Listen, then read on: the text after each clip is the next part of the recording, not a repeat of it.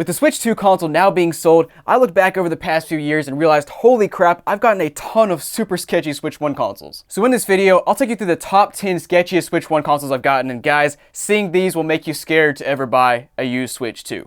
Let me show you why. Number 10.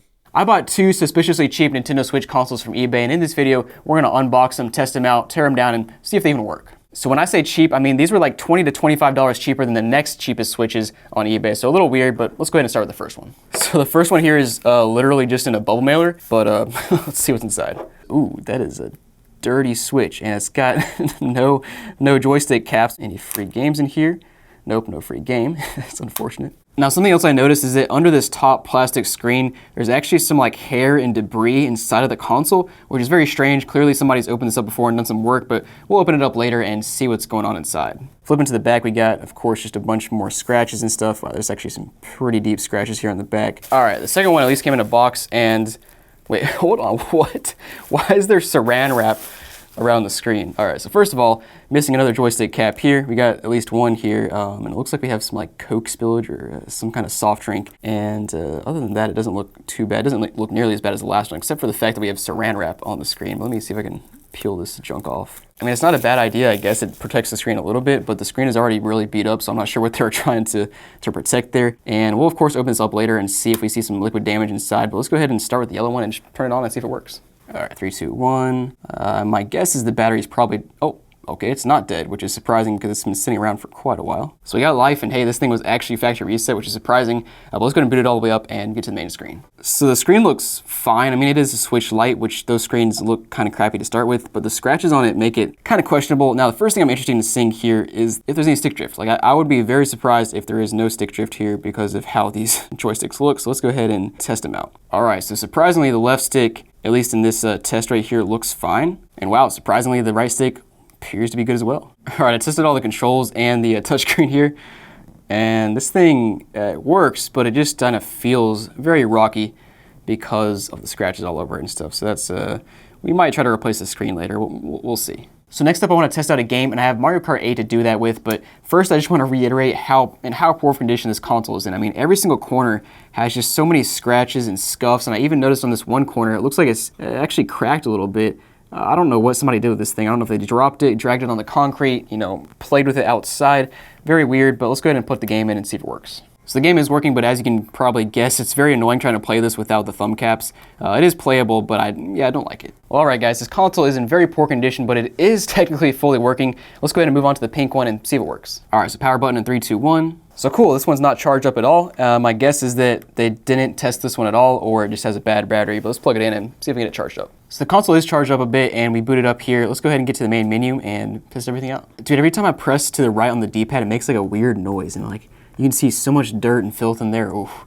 I am very interested to see what's going on inside this thing. All right, left stick here looks good again. And yeah, here's the right one as well. Looks good. Of course, we got the missing cap, but I don't see any drift there. Now, I am kind of surprised because I've tested out so many Switches in the last couple of years and have never come across stick drift at all. I know it's a huge thing, and I know it's like well documented. So let me know down below if you guys experience stick drift or not. So I have Mario Kart 8 updating, and I forgot to mention earlier, but I did buy some Hall sensing joysticks from Goalie Kit for both of these Switches so we can replace them, at least one of them. Well, I don't know if I'll do both in this video, but we'll do at least one of them. And of course, the main reason for installing the Hall effects joysticks is so we don't get stick drift. They're just much less prone to stick drift than these traditional analog sticks. But let's go ahead and just verify Mario Kart 8 here works and all the controls work. All right, Mario Kart 8 is working without an issue. But let's go ahead and open this console up and see what's going on the inside. All right, now time for the big reveal. It actually, oh wait, hold on. There's so much filth behind those triggers there. How does that happen? It looks like it was scraped through the dirt. There's just like tons of little grime in here and stuff. I'll have to show some photos. Oh, and there's just so much gamer juice along the edges. Man, that is, yeah, it's a little bit disgusting. And oh, what do you know? A giant cat hair or something. And wow, even at the heatsink up here, there's a bunch of grime and like dust inside of the heatsink, which is very surprising. I don't like hardly ever see much dust in this little heat sink in the Switch. Now, of course, we did see earlier there's a ton of grime in the D-pad and kind of like around the analog stick, and of course there's like little Coke spill up here. So we'll keep going further. We're gonna replace the joysticks, of course, and then we gotta basically pull everything apart. So we're gonna find if there's more dirt in here. But first, we're gonna go to the yellow one and take the back shell of the yellow console apart and just get a first glance at what this one looks like on the inside. Let's go ahead into the big reveal here and see how filthy this thing is. All right, here we go, and Ugh, gross. Oh wow, this one is, what is going on in here? Oh my gosh. All right, let's start with the back cover here. There's just a so much grime in here. What is going on? Like, what is that? It's like all over this console, all over the inside, the triggers on both sides, just all over the back. There's tons of gamer juice around the edge. And then here, what in the world? Somebody, I mean, you can see the fingerprints all over this thing. So whoever worked on this console, it was like they're outside in the dirt, playing in the dirt while they were working on this console. Like what in the world? And it's just covered in filth. Again, this heatsink is pretty dirty as well.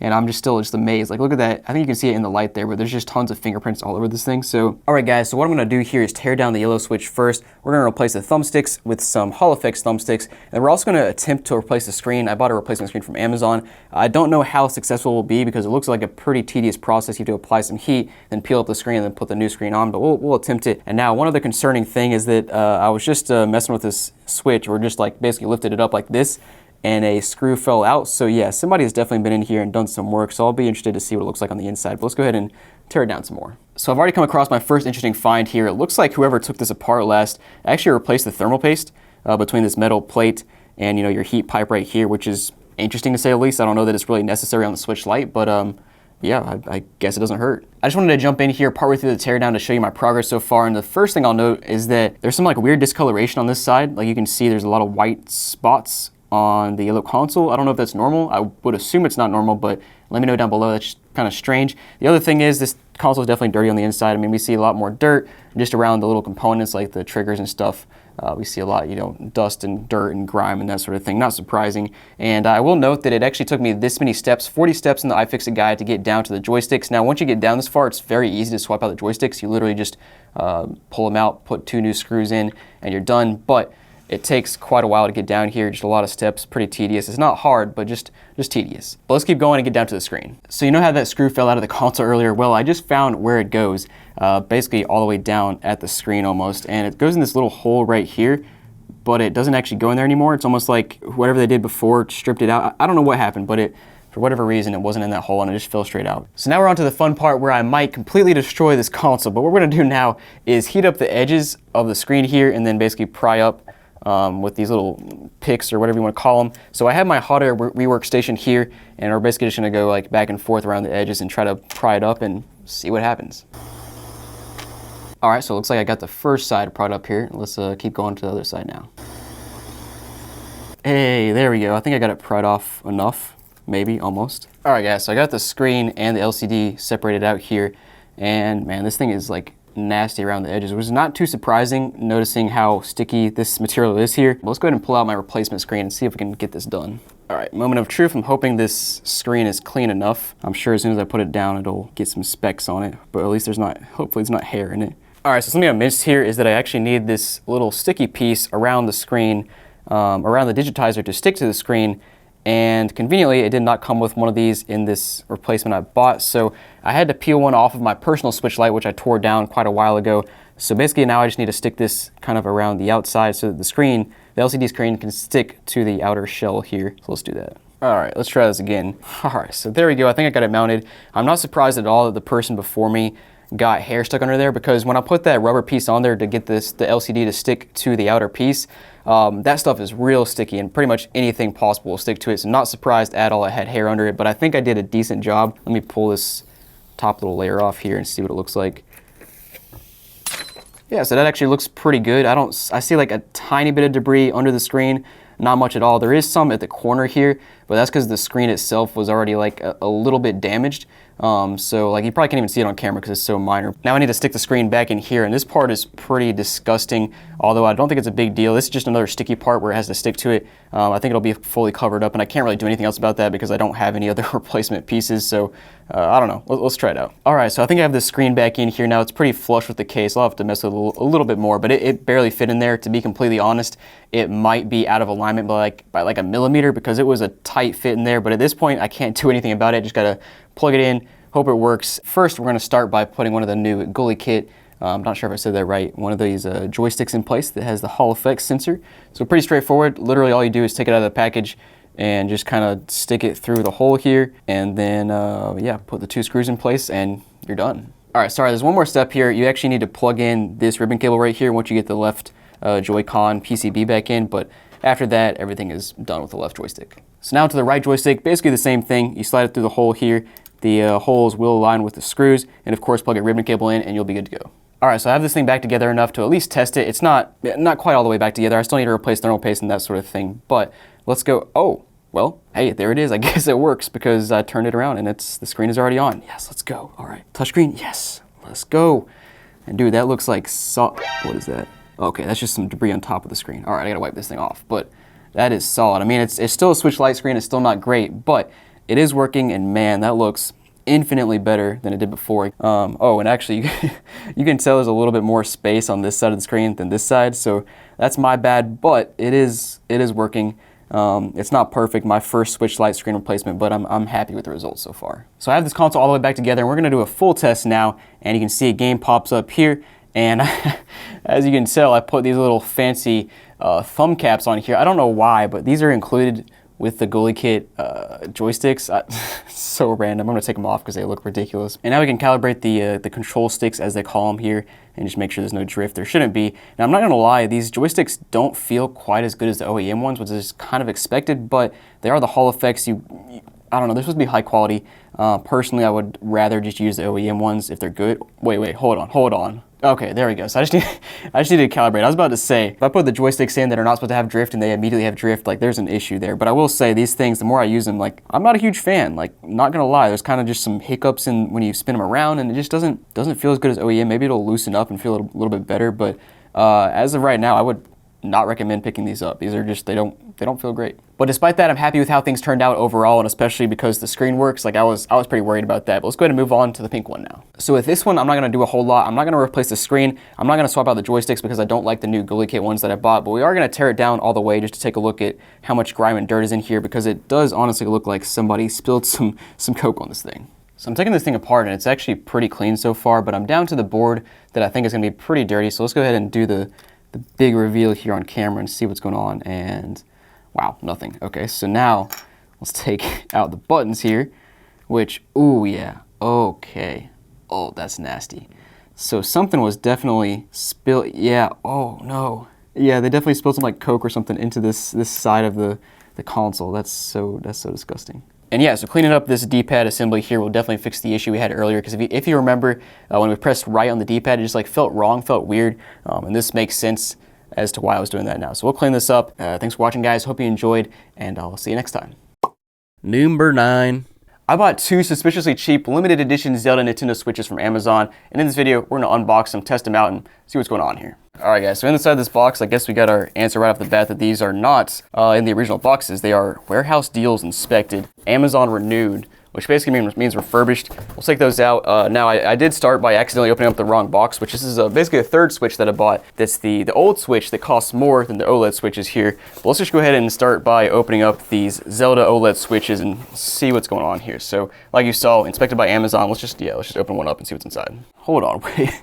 They have actual dedicated packaging to Switches? Oh, that's interesting. Okay, so we have our Zelda Switch console here. We'll take a closer look at that in a second. We got our Zelda dock down here. All right, also got 2 of these little Joy-Con straps. Got the 2 Joy-Cons here. We've got our HDMI cable, which appears to have never been opened, maybe. Oh, okay.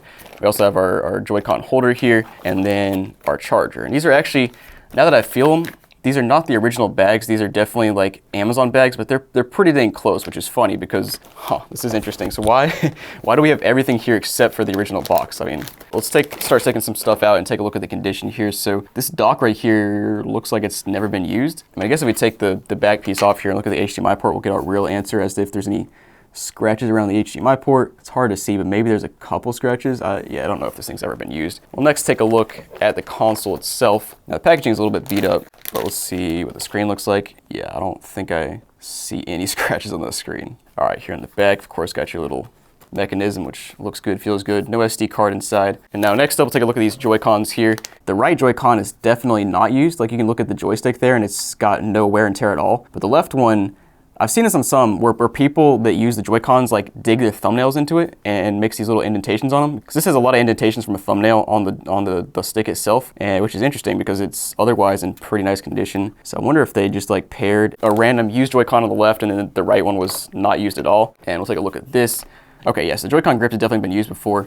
I'm not sure what was renewed or refurbished about this or whatever, but let's put this one to the side and open up the next one. And I guess when we're getting to this one, we'll talk about the price for a second. So I paid $262 for these with free shipping, of course. For reference, these on eBay go for like $280 plus for like the worst condition ones. So you're looking at $20 cheaper on Amazon. So to give you guys a little more context into the whole Amazon versus eBay pricing thing, I have an example pulled up here. So we have Wii Sports Resort renewed on Amazon for $60. And then when you come over here to eBay, it costs $30. So you're basically paying double market value on Amazon for a renewed product. And that's widespread across all renewed stuff on Amazon. You can just go look it up for yourself. So basically that was my surprise when I came to the Zelda OLED Switch and it was $262 because brand new it goes for $350. So I would have expected a Amazon renewed price to be like $330 maybe. I mean, even the old Switch, the non-OLED one, goes for more than $262 renewed. Like come on, what's going on here? Yeah, weird stuff going on here. But the first one appears to be in pretty nice condition. Let's go ahead and open up the second one and see what's inside. And I'll be completely honest, I kind of expected these to be open box, like in the original packaging and everything, but I don't know, it's like actually made for the Switch packaging. I actually like this box, the layout, better than the original Switch. But of course, here we have the same thing, got our Joy-Con dock, power supply, HDMI cable, have our Joy-Con holders, have our two Joy-Cons here, and then our dock here. So let's go ahead and take a look at these as well and get a gauge on what's going on here. So the dock, again, looks really nice in the front. The Zelda Switch looks awesome, man. My only problem with the Zelda Switch is I'm like not a huge Zelda fan, so it like doesn't hit home with me as hard as it probably does with some people, but can't deny that the design is pretty cool. Now, looking at this dock, yeah, I don't know if I see any scratches there, so maybe it's been used before, I don't know. Next up, we'll take a look at this tablet here. Again, yeah, that looks pristine. Maybe it's been used, maybe they replaced the screen. I guess later we can tear one of these down and try to open it up and see if it's been opened before. And then of course, last but not least here, we'll take a look at the Joy-Cons, and these Joy-Cons do look a lot better than the last ones. We'll of course test them out when we plug it in, turn it on and everything, and see if they actually work and see if they have drift or anything. I imagine there's a good chance they have drift, but we'll check them. But let's put this one to the side now and open up this third Switch here and see what it's looking like. So this Switch right here is not an OLED, so it's like one of the older models that came out, 7 years ago. And again, it costs more than the Zelda OLED Switches, which is weird. This is a grade A here. This is a renewed Switch, refurbished, whatever you want to call it. And this is actually from a third-party seller, not straight from Amazon. But let's go ahead and open it up, see what's inside. So we got some bubble wrap. We have a Joy-Con, which is right off the bat, you can just tell is, or not Joy-Con, Joy-Con holder, which you can tell right off the bat is much more used. And we got our stuff just kind of laying in here. So it's packaged pretty well, but it's not as nice as the Amazon ones. Let's go ahead and take everything out though and take a closer look. All right, now starting with the dock here. Dock looks pretty good. Got some scratches in the front, but nothing crazy. Flipping to the back. I don't know. Has this dock been used before? Looks pretty clean for a used dock. Now, next up, we'll take a look at this tablet. And the okay. That, I'm not gonna lie, that was scary for a second. I pulled this out and just look at that. It looks awful, but it's because it has a screen shield looking thing on it. And let's go ahead and take a look at the back first. So you can tell right off the bat that it's not an OLED because it has the old kick-out stand here. It is an HAC-001-01. I think that's the second model. Let me check real quick. Okay, yes, that is the V2, which came out in, I don't know, like a year or two after the OG Switch, but this is still like the original model, not the OLED. Let's go ahead and peel off this screen protector here and see what it looks like underneath. Oh my gosh. All right, yeah, it looks pretty good. It's got like one little scratch over here, but it's not on the screen itself, so that's good to see. Yeah, I guess they replaced the screen. So maybe it was a Switch with a bad screen. Yeah, we'll definitely take this one apart a little bit later on and see if it's been opened before. But now, last but not least, let's take a look at these Joy-Cons here, see what those look like. Those definitely look used, but yeah, not bad condition at all for being used. So that's good to see. Now let's go back to the Zelda OLED Switches now, turn on the first one, test it out, see if it works, and see if we can figure out why it was cheaper than this old model Switch and why it's cheaper than all the other Zelda Switches on eBay. All right, so back to Switch number one. See if it turns on, see if it's got any charge here, and it does. Nice. Sweet. All right, console is set up here. Let me go ahead and check and make sure there's nothing in the cartridge slot here, if I can even open it up. There we go. Cool. Nothing in there. Didn't really expect there to be anything in there, but wait, hold on. When I turned it on, I could hear the fan from 2 feet away, which I don't think I've ever heard a fan in a Switch. So that's interesting. All right, let's go ahead and put a game in and see if it works. I'm gonna make some people mad here by putting in Breath of the Wild instead of Tears of the Kingdom in here. Whoa, hold on. There you go. Actually, before I boot that up, I want to go here and check our analog sticks, see if they have any drift. All right, so right off the bat, that one looks good. So the left one is the one that had some wear and tear, but it does look good. Now we'll check out the right one now, and that one looks good as well. I always say this, but I've never actually personally ever experienced Joy-Con drift. Like on my controllers myself, I haven't experienced them, and I've bought tons and tons of Switches and just never seen it before. Now I know it's like a widespread, rampant thing, but I just still haven't seen them yet. All right, cool. So game's loading up and working. Not really surprising there, but the surprising thing actually is the fact that I can't hear the fan anymore. So when I'm actually playing a game, the fan is not going at all. But when I'm on the home screen, the fan is going crazy. Whatever. All right, that's just funny to me. Internet works as well, by the way. You can see I connected there. Let's go ahead and put this one to the side. Let me pull out the second OLED switch and see if it works. All right, we're booted up here, and this fan is not going as crazy as the last one. Now let's go ahead and go back down here. And first I start by checking out the control sticks, make sure those are not drifting at all. Yep, that one looks good. Right one looks good as well. Cool. Let's go ahead and put a game in. And I mean, I could put in Tears of the Kingdom, but let's go with Mario Odyssey, because that's just the better game. All right, cool. Game is working, and man, I forgot about this game. I put so many hours into this game when it came out back in 2017, 2018. More hours than I should have. All right, so this game is working. This console is working. I'm actually curious now to check the color temperature differences of the displays here. I have seen some OLEDs just have warmer or cooler displays. So we'll compare these two first. And I'd say they're like slightly different, but for our purposes, they're basically the same. Now let me pull out my own personal OLED switch and compare as well.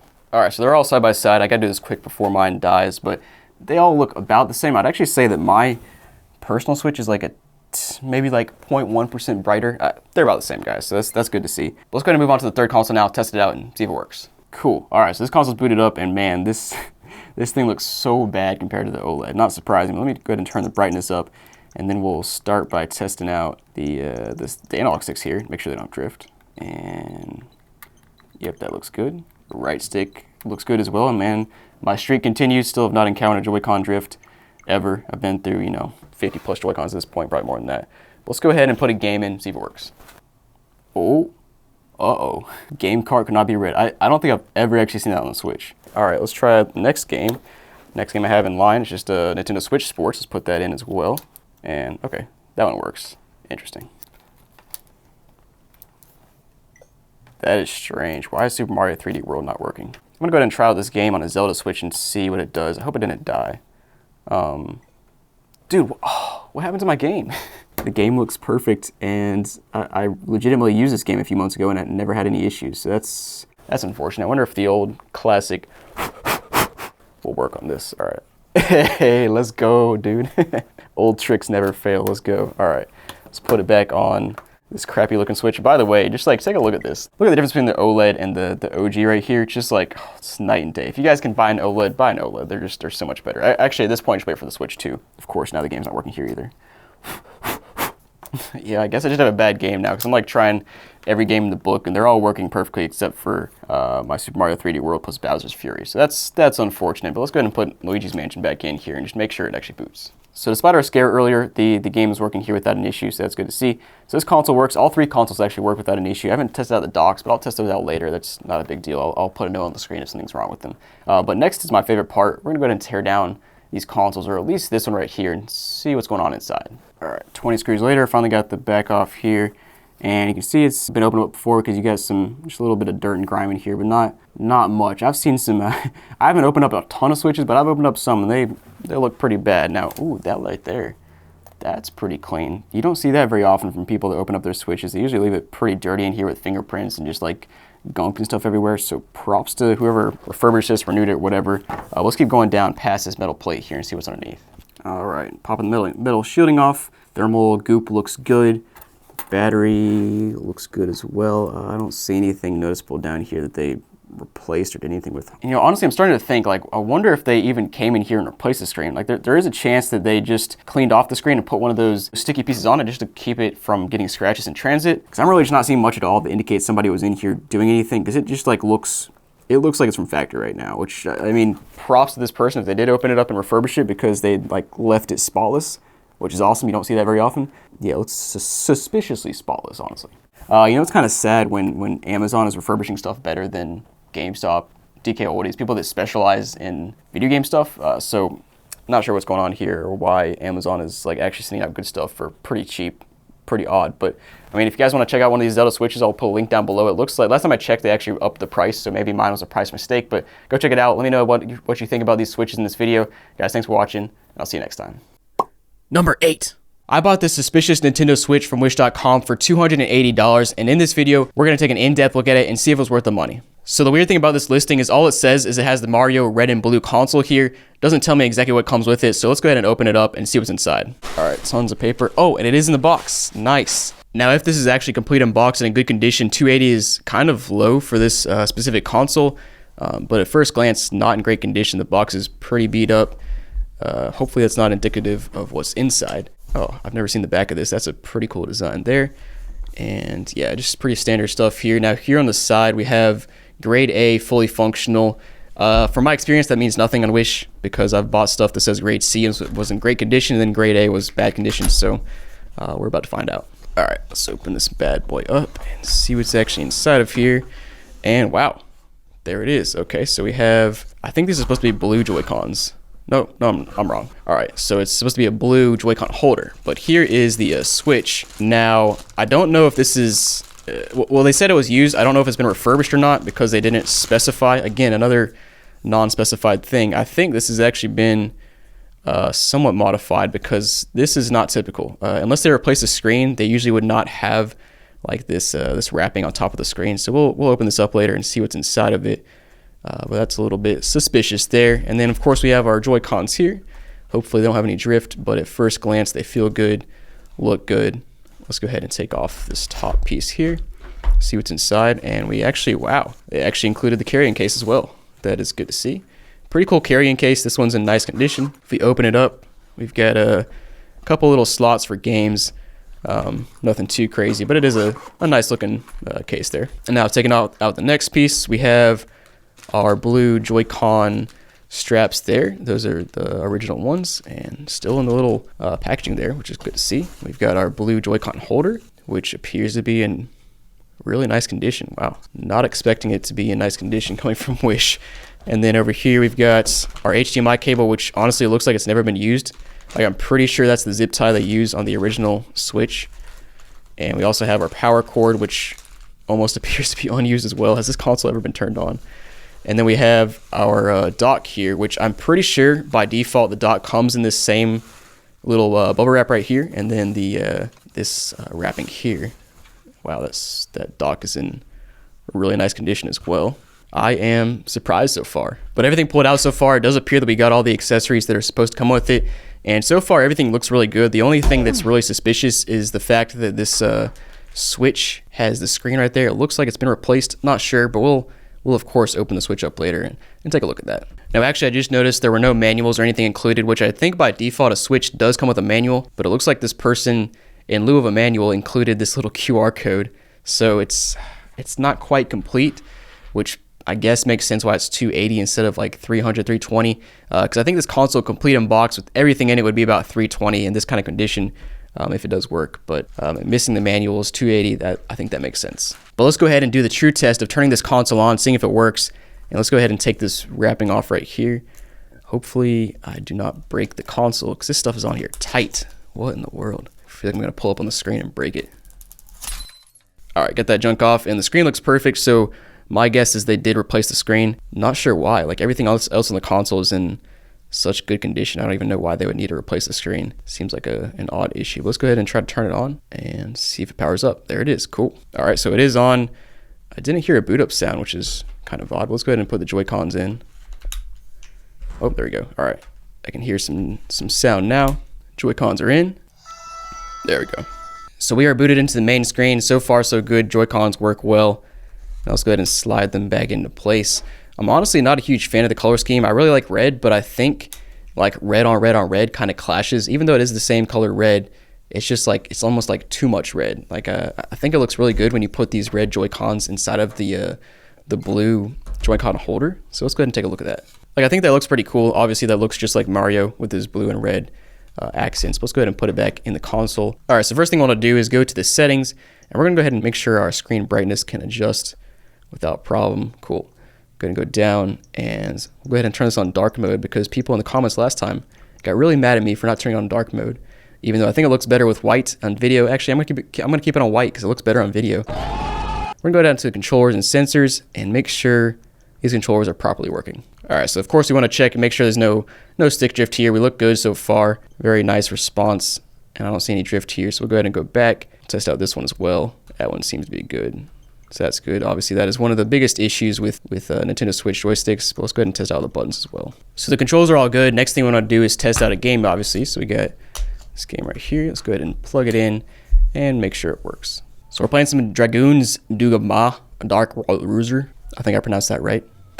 So the weird thing with the screen, and it's kind of a result of the weird screen film being on there, is it makes it super staticky. So the screen had like a couple of fingerprints and some stuff on it. So I was trying to wipe it off of my shirt, which usually does fine with a screen like this, but it just attracts more like fibers and dust now because of the static to the screen. So that's a little weird. I can probably get rid of that just by washing it off a little bit. Not physically washing it off with water, but like an actual microfiber cloth. All right, playing some Dragon's Katma. Coming up on the dragon here. I think it's just freaking massive. Every time I see it, it's huge. Been using this game a lot as testing recently. Never played it before, but I just need some arrows, right? I can shoot this dude. Oh, well, there I go. Oh, did I live? Nope, I did not. All right, well, clearly this game is working. Actually, I did not try out the screenshot button. That's working too.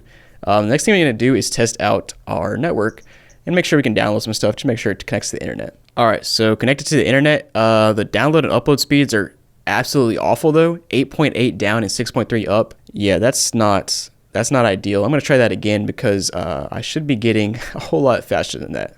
All right, so now we're getting 12 down and 16 up. Still just weird, slow. Honestly, I haven't tested the download speeds and upload speeds on a Switch in a long time, so I can't remember if that's typical or not. That seems like a typical Nintendo thing, is to have slow download and upload speeds, but we are at least connected to the internet. Now, something else that's weird about Switches is that the fact that they all have different screens. So some screens will be really warm, some will be really cool, some will be in the middle. Now, I have my Switch Lite with me that I'm going to compare it to.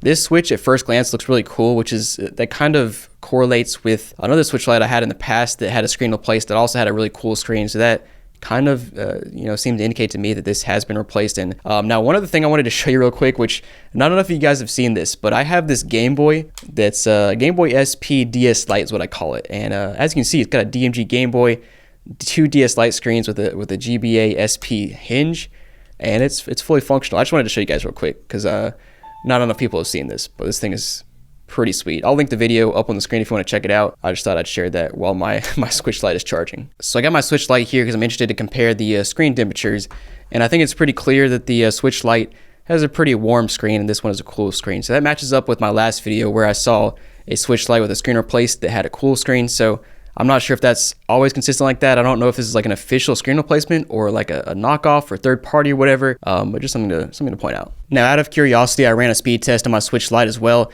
and that was also super slow, but then I ran a speed test on my phone and it was like 400 down, so it's just a Switch. I don't know. I don't know why it's like that, but it seems like classic Nintendo to me. But anyways, the next thing I want to do is turn this console off and open it up and kind of just take a look at the screen replacement and see what we're looking like on the inside of this console. So it's pretty basic to open this thing up. We've got 2 screws here on the bottom, we've got 4 in the back, and I believe 2 more on the top. Actually, just 1 on the top. Let's take all those out and open it up. Now, the last Switch that I bought from Wish was kind of weird because I opened it up and it had all these issues with the screws. It was missing like 1 screw. Another screw was stripped, and then the inside was dirty. Just kind of weird. So I'm kind of curious if this one's going to be similar to that. All right, all the screws are now out, I believe. All right, I missed a screw. There's one back here. So I think all the screws in the back are out now. Let's go ahead and try to open this up. All right, now all the screws are out. I forgot I got to take the screws out of the Joy-Con rails as well. So I should be able to take the back off, hopefully. All right, so back cover off. Taking a look at the metal piece now, and all looks good. Like I said, the last Switch Lite I had looked weird in here. It had like hair all in it, fingerprints everywhere. This one looks good. I don't see any issues yet. We'll keep taking it apart, but no dust in the fan. The back part looks good as well. So I'm pretty certain they replaced the screen here, but it appears they didn't leave a trace. So now taking off this metal piece here, and at first glance, everything looks good here. You've got your battery right here. You've got your fan and some heat pipes right there. You got your little putty that's still there, and just looking at everything, it's all clean, all looks good. Maybe I'm missing something. Maybe they did not replace the board or replace the screen, but it sure did look like they did. So I actually just went back and watched the Switch unboxing just to make sure that the Switch did not come with a screen film like this one did, and it did not. So they definitely replaced the screen. So the more and more I think about this Switch, the more and more everything becomes a mystery, because there's so many things that are like good and so many things that are just like weird, and they just like don't align very well. But here's something I figured out that, well, I think I figured out. Who knows if it's right, but let's go ahead and let me zoom in here and show you. All right, so the theory here is that they switched out the screen, right? So let me show you something. Now we have a ribbon cable here, and I believe this ribbon cable, from watching a bunch of videos, I believe this ribbon cable goes to the digitizer on the front, which is the glass screen on the front.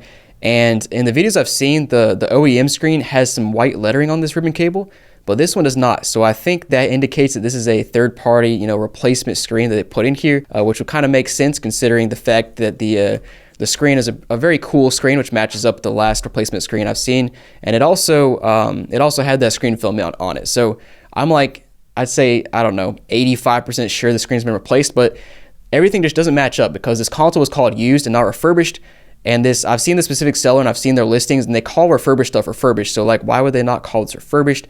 And then the fact that they don't tell me what comes with it, and like, it looks perfect though. Like all the accessories look perfect. So like, why would they need to replace the digitizer or the LCD screen? I don't know. It's just weird stuff all around. But I guess despite the fact that this Switch actually turned out good, it's still just, it's mysterious, suspicious. Like weird stuff happens on Wish, and I don't understand. Like nothing aligns. It's just weird. So let me know down below what you guys think, and thanks for watching, and I'll see you next time.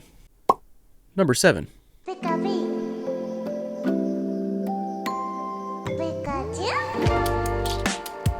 What's going on, guys? So here in this box is a custom, one-of-a-kind, Pikachu-themed Nintendo Switch Lite that I bought from eBay. And I say it's one of a kind because it has a custom paint job. This is a Switch that Nintendo has not released to anybody. You know, it's not made by Nintendo. Well, it is made by Nintendo, but it wasn't painted by Nintendo. Painted by just somebody on eBay. So I'm pretty excited to open this thing up. And I paid basically double retail. So this thing retails for $200. I paid almost $400. And obviously that's because of the paint job, mostly because of the labor it takes to paint this thing. And in the pictures, it looked pretty good. So I'm excited to open this thing up and see what's inside. All right, so we got this thing sliced open. Let's go ahead and open it up and see what we got inside. So it's supposed to be brand new. I mean, I guess they opened it up and painted it and put it back in the box, supposedly. So let's check that out. So here we go. And first glance, it's, oh no, seriously? The box is completely smashed up. Wow, that really sucks. It's not terrible, but I mean, when you buy a console like this, you want the box to be in a good condition as well. And yeah, that'll do it. So that's why. So when you got your box in here and you only have one sealed air bubble, this thing's just gonna slide back and forth. Or if you have it right there, it's gonna slide back and forth there and get smashed up. So that's not ideal. So now we just gotta hope that the console inside is not in this poor condition. And this is interesting. The box has, I'm being nitpicky here, but it's got some marks in the back, and obviously squished on the side. Top has some not punctures, but some dents and stuff. So hopefully this is not indicative of what's inside, but let's go ahead and open this thing up and see what's actually in there. I'm really hoping it's in good condition inside. All right, so let's slide this bad boy out. I can barely slide it out because it's stuck because of the deformed box. Come on, man, get out of there. What the heck? All right, you probably can't see, but this thing looks a little bit dirty. What in the world, dude? All right, guys, so not too impressed. Let's go ahead and put this to the side and get a closer look at this thing. I'm gonna have to do some zooming in and stuff because it might be hard for you to see some of this stuff, but just like I said, this is brand new, custom painted. I paid almost double retail, so I expect a good product here. Now let's just start out by saying the joysticks are dirty. It's kind of like when you go to a car dealership and they get in your car and they do maintenance and stuff, and they usually wipe it down, but some places they're sketchy, don't wipe it down, and they leave dirt all over your steering wheel and stuff. And that's kind of like what this looks like. You got dirt on both joysticks, got some dirt on the console as well. I'm just gonna go ahead and take a paper towel or something to wipe it off, and maybe there's just a bunch of dust on it or something. It's not in immaculate condition like I was expecting. All right, guys, so I wiped it off some, and it looks a little bit better, but it's still a little disappointing. So let me just go ahead and show you the spots I'm looking at right now. So basically right around the edges of the screen, we have a bunch of chipping paint all the way down here and around the corner. Hopefully you can see that. And so yeah, chipping around there. And then over here on the other side of the screen, we got something similar, except instead of chipping paint, it's kind of like a paint bleed over onto the screen. Not too bad over on this side, but this side is a little wonky, not great. I know it's a little nitpicky, but when you buy a brand new console, you expect it to be a little bit better than that. And then one more thing to show on the front. I noticed this in a couple spots, but it looks like basically when they're painting, they left some debris on the console, so it kind of results in a bump on the console. I don't know if you can see that, but that's in a couple spots. Again, really nitpicky. And then here on the top, you got some dirt as well. But let's go ahead and get to the back where all the action is. And here's the console in the back, and I think it actually looks pretty good. If you look closely, there's some jagged edges around you know, the cheeks and the eyes and stuff. But you know, it's not gonna be perfect. It wasn't manufactured in a factory. It was probably somebody just custom painting it. I'm assuming they used some stencils and stuff, but it looks pretty good, especially from afar. If you're more than like a foot away from it, it looks like really nice. And you got some more dirt up here. I don't know what it is with the dirt all over the console. It's kind of weird, but this actually looks pretty similar to a 3DS Pikachu themed console that Nintendo made themselves. That one looked better because it was manufactured from the factory. This one's custom painted. Overall, you know, I've been kind of nitpicky on the front, but overall it looks pretty good. I mean, you got your two cheeks here, you got your eyes, you got your nose, your mouth, and they look pretty nice. And another thing I'll point out is the game card and the micro SD card slot and stuff kind of clash with the console. Not too bad, but it's basically just a different shade of yellow, which I already knew when I bought it. That's just kind of, that's how the console comes. You know, obviously they had to paint it a different shade of yellow from what it was originally. But yeah, I mean, overall not bad. Got your power, volume up here, game card. All that looks good. Got your vents right there. And then here on the bottom, you got your charging port and your micro SD little slot. It is a little bit more difficult to close the micro SD card slot and the games card slot. I'm assuming that's because the console is probably a little bit thicker because of the paint. You know, added a little bit more definition to the console, but overall it doesn't really affect functionality. It's just a little bit more difficult to close. All right, so we looked at this console. Let's go ahead and make sure everything else came with the console. So we've got our box here, and the box is a little bit dirty inside as well. I'm not sure what happened there, why it got dirty, why the console is a little bit dirty, but here's the manual. Okay, and we got our power cord, and that's all that comes with it. I mean, it's a Switch Lite, so it doesn't plug into a dock or anything. No HDMI, just the power cord, the Switch, and the manual. All right, so we've taken a look at this console. Let's go ahead and turn it on and make sure it still boots up and works. Hopefully we have power. If we don't, we'll just plug it in. Looks like we don't have power because it's not booting up. All right, I got my charging cable now, so let's go ahead and plug this thing in, and hopefully we get some life. Gotta let it charge for a few minutes, and then we can boot it up. Oh, or maybe it'll boot up straight away. Nope, yeah, we gotta let it charge for a few minutes, and then we can boot it up. All right, so once it charged up enough, it just booted up itself. So here it is. I could hear it downstairs because it was so loud. All right, so here we are, setup complete. Let's go home and check it out. So first I'm gonna start by turning the brightness all the way up so you guys can see everything. There we go. That's a little better, and I actually just noticed, I didn't realize that the Switch Lite didn't have auto brightness, but it doesn't apparently. All right, so obviously the screen does not look as good as the new OLED, but it looks pretty good, and I'm a fan of the Switch Lite. I mean, it's $100 cheaper than the original Switch or the regular Switch, and it's smaller, it's more portable, it has a nice feel in the hands. I like it, but yeah, it looks good so far. Let's go ahead and plug in a game and make sure it works. All right, so we're gonna try out the brand new Metroid Dread, see if that works. So here we are, booted up, and I gotta be honest, this game looks really good on the new OLED screen. Definitely not quite as good on these older screens, but it is what it is. It doesn't look bad, but it's definitely working, as you can see. Just going through some text right now, and looks pretty good. Let's go back home. So we know the game works, internet works. I was able to create a user, and yeah, so it seems to work as new, which it should because it's a brand new console. Now the real question is, was this thing worth $400? You know, it's hard to say. It's personal preference. I mean, if you're a big Pikachu or Pokemon fan and you like custom hardware, then I'd say definitely it's worth $400. Unfortunately, this is the only one that was made, unless they paint another one. Overall, I think the paint job looks really good, but I will say, like I said earlier, the cheeks and the eyes and stuff look a little bit jaggedy. I might show some pictures on the screen right now if you can't see it very well, but you know, that's understandable because it's a custom paint job. It's not like it came from the factory. Honestly, my main issue was the chipping paint next to the screen up here, and then just like the dirty controls. You know, I don't understand why you can't wipe it down before you ship it off. And like I mentioned earlier, I was a little bit upset with how the box came out. You know, just a little bit more packaging in the shipping box, and this wouldn't have been an issue, so that's definitely preventable. So that's a couple annoying things, but overall it looks good, especially the Pikachu part on the back, which is the main attraction. So thanks for watching, guys. Hope you enjoyed this video. If you did, make sure to like and subscribe down below. And also, if you haven't checked out my website yet, go check it out. It's jrobgaming.com, and I'll probably be selling this console on there. You know, it's a nice console and everything, but I have no use for an additional Switch. I have like 3 or 4 other Switches already. So I'm probably going to sell it on there, and I'll be selling a bunch of other consoles and games on there as well. So go ahead and check that out, and we'll see how much somebody will pay for it, because honestly, I'll probably listed it, you know, $400 like I bought it for, and we'll see what happens. But yeah, thanks for watching, guys. Let me know down below in the comments section if you think this console is worth $400 or not. I'll be interested to hear your opinions, and yeah, thanks for watching, and have a great day. Number 6.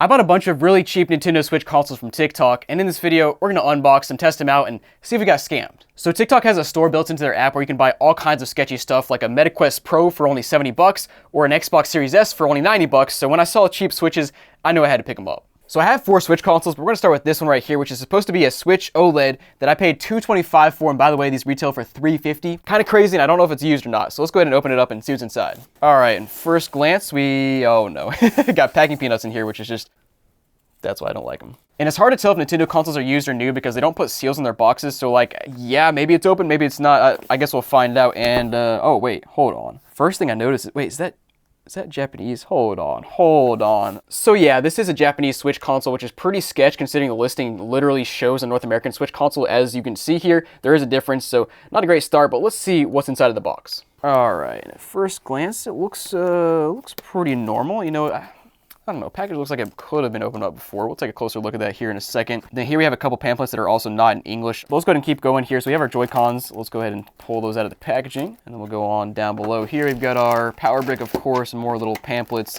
HDMI cable. And we've got the Joy-Con holder over here, which should really give us a good test of if this thing is used or new. And oh yeah, it looks pretty new. Like if these things are used, they'll have scratches like immediately. Like as soon as I touch it, it's gonna have a scratch. So like that looks pretty good. And then of course we have the dock here, which also looks very good, very nice. I don't think it's been used before. So like, what's the catch here? Why were these so cheap? But all right, guys, let's go ahead and pull the console out of the little packaging here and see how this looks. So first glance, looks pretty clean. Got a little bit of dust and stuff there, so maybe it's been taken out before. Not quite sure, but the back looks good as well. Now, let's go ahead and pull out the Joy-Cons as well. And this first one right here looks good. Second one also looks good. Let's go ahead and pop them on here and turn the console on and see if it even works. So booting up looks good so far. And oh, hold on. Oh no. All right, so here's the first thing I noticed on the Switch. I'm booting up into the network configuration, and I see that we only have my 2.4 gigahertz Wi-Fi. We don't have my 5 gigahertz Wi-Fi. And I seem to remember this before using a Japanese Switch in the past where you can't use the 5 gigahertz, I believe. Yeah, so basically Japan does not support all the same 5 gigahertz Wi-Fi channels as the US does. So if you want this Japanese Switch to work in the US, you have to go into your router settings and actually configure the channels so that you're on the right channel. So it works, but you gotta jump through some hoops. Let's go ahead and connect to my 2.4 gigs here first. But guys, we are booted up here and it looks pretty good so far. I mean, the whole console, as you saw, is in very nice condition. You're scrolling around and it's working fine. Now, I will say the screen looks a little bit warmer than I remember from a Switch OLED. So of course, compared to the rest of the Switches I have, because I do have another OLED plus 2 other Switch Lights here. Let's go ahead and just pop a game inside here first and see if it works. Now, of course, we have a Japanese Switch and a US game, and I believe Switches are region free. And yep, sure enough, pops right up, so that's good to see. And yeah, screen brightness works and stuff, but yeah, the temperature looks slightly off to me, so maybe they're like sending out Switches that have rejected screens or something. I don't know, something is going on here, because like, why was it $225? Because I mean, if you look at eBay, even Japanese Switches go for $290 brand new, so like we're still getting a, you know, a very heavy discount here, so something's going on. I don't know what yet, but guys, let's put this console to the side, and I guess we'll test out the next one and see what's going on. So this one right here is actually in a kind of strange box. All right, so in this one we've got, oh, this is the one. Oh, dude, this is the one I got for straight up half off. Yeah, we've got the Hyrule Edition Switch Lite, which is a cool limited edition console, and at first glance, it looks like the... Wait. Maybe I haven't used a Switch Lite box in a while, but this box feels cheap, man. But anyways, looking at the front, it looks normal. Like all the text and stuff is high quality. The image is high quality. It's not like grainy and faded like a, you know, something from Temu might be. Top looks pretty good as well. Now there is like some warping to the box, so I don't know. I'm trying to figure out what's going on here. But again, not sure if it's new or used because the seal is just like, there's no seal here. So let's go ahead and open this thing up and take a look at the inside. And actually first, I do have another Switch Lite box I can compare it to real quick. So I have my personal Switch Lite that I bought a long time ago, and it feels like, I don't know, the boxes feel about the same, but this one does feel a tad cheaper. So maybe they're just using cheaper boxes as they go on, as manufacturers usually do over time. But let's go ahead and just open this thing up and see what's going on inside of it. And so far, this seems like the actual US version of the Switch, not a Japanese version. But let's go ahead and pull it out. All right, so far I got the console here. Looks pretty good. We'll take that out of the baggie in a second. I do see some dirt inside of the baggie, which is strange, but let's keep going. Got the pamphlets here, and we have a customer service information for Singapore, Thailand, Malaysia, and the Philippines. But maybe, wait, hold on. Maybe this isn't a US or Japanese Switch. Where would it show that? Oh, wait, what? Hold on. I just looked closer to the box, and we have a PXT, which is for sale and use in the Philippines. Excuse me? We got a Filipino Switch Lite? What?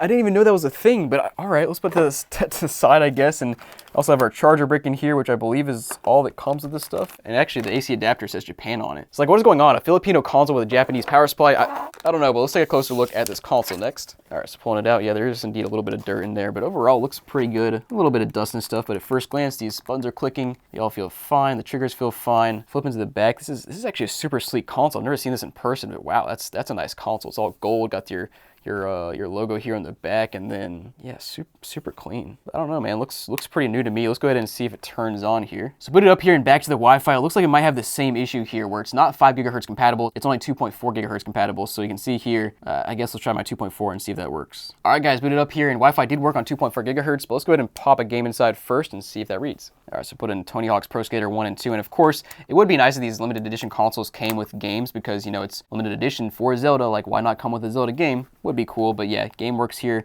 Let's go ahead and compare this screen to the last screen. All right, well, now comparing the Switch Lite to the Switch OLED, the OLED definitely looks a lot cooler than the Switch Lite, which is not surprising. These screens are kind of garbage, honestly, compared to the OLEDs, but let me just scroll around a bit and make sure all of these buttons work. Button testing.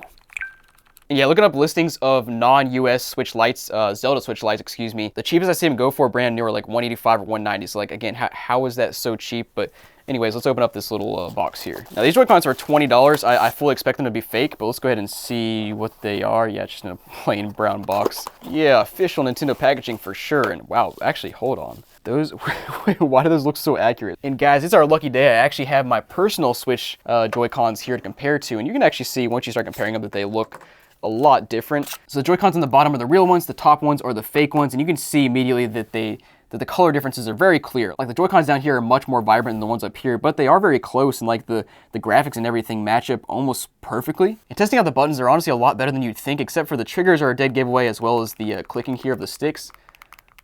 Very different sound and a very different feel. But guys, let's go ahead and plug these in, I guess, to our Switch OLED over here and see if they even work. So first thing I noticed, sliding them on just feels not as smooth and kind of clunky, but I think wow, they're immediately working though. Hold on. Yeah, they just pop up here, and wow, these are actually like, these are honestly not bad at all. Unless you're like a Nintendo Switch expert, you probably cannot tell the difference, but let's go ahead and test out the sticks as well and see if those are calibrated correctly. Yeah, so no drift on the left one to start with, and same with the right one. Wow. Now, I obviously have not done extensive testing, but at first glance, pretty good. Now guys, I still have another Switch Lite left and another Switch OLED, and the Switch OLED I'm most curious about because it's the Mario edition, like the all red edition, so like, why was that one so cheap? But let's start with the Switch Lite. Now this should be the same as the other Switch Lite, but it wasn't quite as cheap, but it came also from TikTok Shop, so like, not sure why there's such different prices. Like, this is still a really good price that I got this one for, but let's go ahead and, ooh, wait, ooh, gross. Oh man, first glance, that's not great. We have this major damage here in the packaging. I mean, the console inside is hopefully still fine, but yeah, that's not great if you like to collect boxes. But other than that, it looks pretty normal about like the last one. I guess we should go ahead and check out the bottom, and yep, sure enough, this one is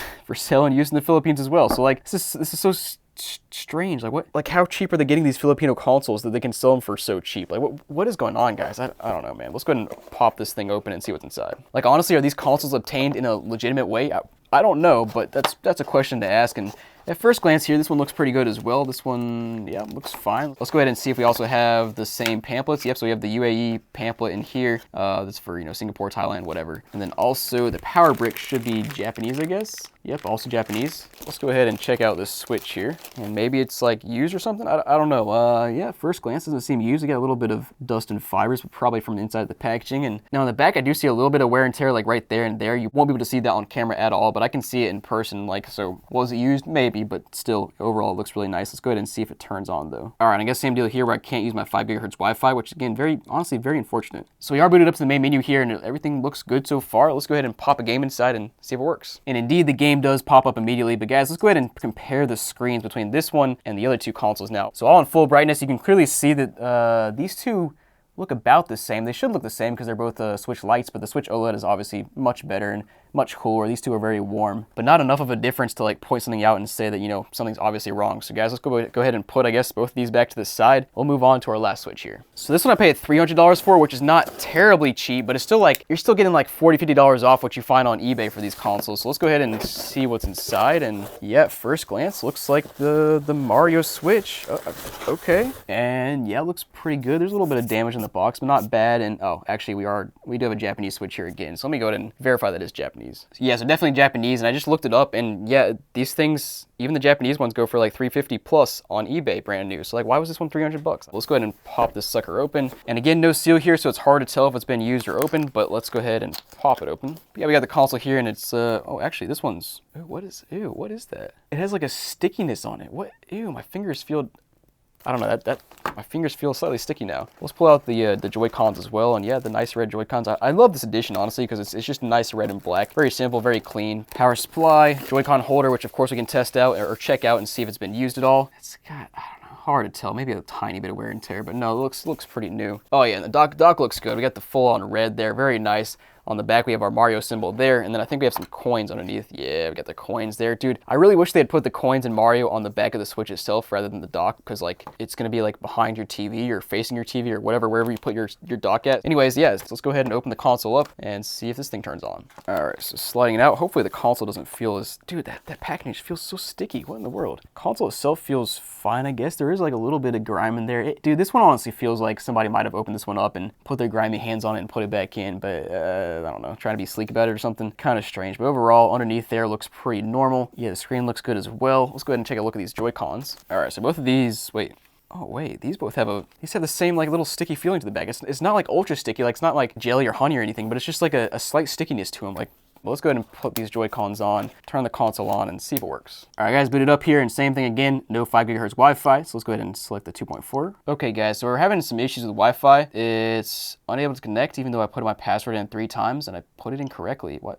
Yeah, I've tried it like 5 times now, it's not working, and I verified the password as well. We'll revisit that later, though. Let's go ahead and move on and get to the main menu. But all right, guys, we are booted up here. Let's go ahead and toss the game inside and see if that reads up. And yep, that does read up immediately. But next, let's go ahead and compare all of the screens and see if any of them just look off. No, so honestly, the 2 Switch lights look about the same, and the 2 Switch OLEDs look about the same as well, as they should. So honestly, after this whole video, I'm still more confused, like, as to how these consoles were so cheap, and also why the Red Switch Wi-Fi just does not work. But guys, if you want to take a chance on one of these, I guess go to TikTok Shop and check them out and see if you can get one for yourself for a good price. But guys, thanks for watching. Let me know what you think, and I'll see you next time.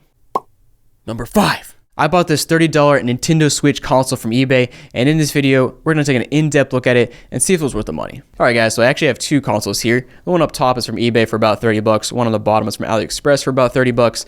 Both, as you can see, are just clearly straight up fakes of the Nintendo Switch Lite, especially the one up top. Like, man, that is close to a Switch Lite box. So let's just start with a comparison of the real Switch Lite box with the fake one, because that's the part that looks so similar here. And as you can see, like, I think they legitimately used the exact same hand here and just photoshopped it into their own whatever console they call this. And my favorite part about these Chinese consoles is the taglines they use. Like, there is happiness in life. Like, sure there is, but why is this on a Switch console? It's so random. And then here on the top, both red, it says Nintendo here, it says Game Player here. SRS Wow HD. Wow. The rest of the box I think looks fairly different, but you got the idea there. And actually, this side says black, front says blue, back says black, and the side says yellow. All right, I don't know what I ordered here. It's either gonna be black, blue, or yellow. Who knows here, man? But yeah, let's go ahead and open this one up and see what's inside of this box. All right, so it does look like I indeed ordered a yellow one. Got this nice little packaging, not really. And oh, that actually, that looks kind of cool. Got a USB cord, I assume for charging. Oh, dude, we have a headset. That looks like the OG Apple earphones. What do they call them? I don't know. And man, here it is. This thing, yeah, you can clearly tell it took straight off the Switch Lite here. Let me just pull out my actual Switch Lite and do a quick comparison. You can see these back buttons, like they're the same exact shape there. Super similar. And here in the front, they just have the same type of accents and same design characteristics. The curved edges. The button placements look very similar. The D-pad looks just similar. The analog stick looks the same, except for on here it's got like the top, bottom, left, and right, and this one's like diagonal. And that joystick feels, wow, that joystick is bad, man. Wow. It's kind of like a 3DS slider where it just slides. But here in the back, nothing too crazy. But this thing is, I love these things. These are awesome. What is 8G? Okay, I don't know. Let's go ahead and turn this thing on and see what it does. Got a light there. That's a good sign. What? Dude, it looks like Scrabble or something. I think we got a screen protector here, so let me go ahead and peel that off. Oof. Oh yeah, baby. All right, guys, I've been playing this X20 Mini for quite a while now. I have some thoughts on it, and I want to show you what it can do. So you've kind of seen the outside, and you see me boot it up, but yeah, as you can see here, you got game, videos, music, folder, calculator, recorder, a bunch of just random stuff here. You know, it's kind of like an all-in-one device, sort of. That's just how it is. You got a bunch of games. If you scroll down, you got a bunch of games built into the home screen. I'm not sure how they selected these to be on the home screen, but just some various random games. And the UI is super slow. It is a $30 device. I can't expect the world of it. Now, when you select game in the home menu, it brings you to this screen with a bunch of games that are preloaded onto the SD card. So we got SFC, MD, NES, MAME, GBA, GBC, all pretty self-explanatory. Let me just show you a Game Boy Advance game. I played a few of the Game Boy Advance games, and they run fine, kind of as expected. Like, what device can't emulate a Game Boy Advance game at this point in time? But let me just show you. And as always, the games are just in a completely random order. I don't know how they decide on what order to put the games in, but we got Super Mario Advance here. We'll go single player. Mario Bros 2. And man, the screen looks pretty solid head on, but like the viewing angles are pretty bad. And honestly, this thing is not bright at all. It's clearly black backlit, but not much. So let me just show you a comparison of the Switch Lite.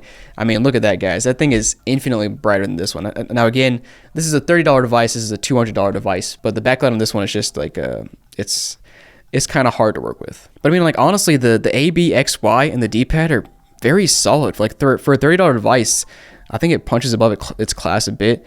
It's, you know, I'd expect worse from a device this cheap, but the analog stick is absolute trash. I think I already showed you, but it's basically like a 3DS slider, and it spins to infinity and beyond with this. Yeah, just look at that. It just keeps spinning. Just very odd. And I actually just noticed we have a plus and minus up here, just like the Switch Lite, as you can see, but these are non-functioning, so you can tell they're just going straight for the Switch Lite look right there. But I mean, this is a Game Boy Advance game. It runs fine, no surprise there. Let's go ahead and turn this off, and I'll show you a few more things here. I tried out some other games, and those run fine as well. I'm really not concerned about the games they put on here. You could actually take the SD card out and load up your own games. Now, the interesting part is we have videos, music, pictures, just all these various random things to make this like a multimedia device.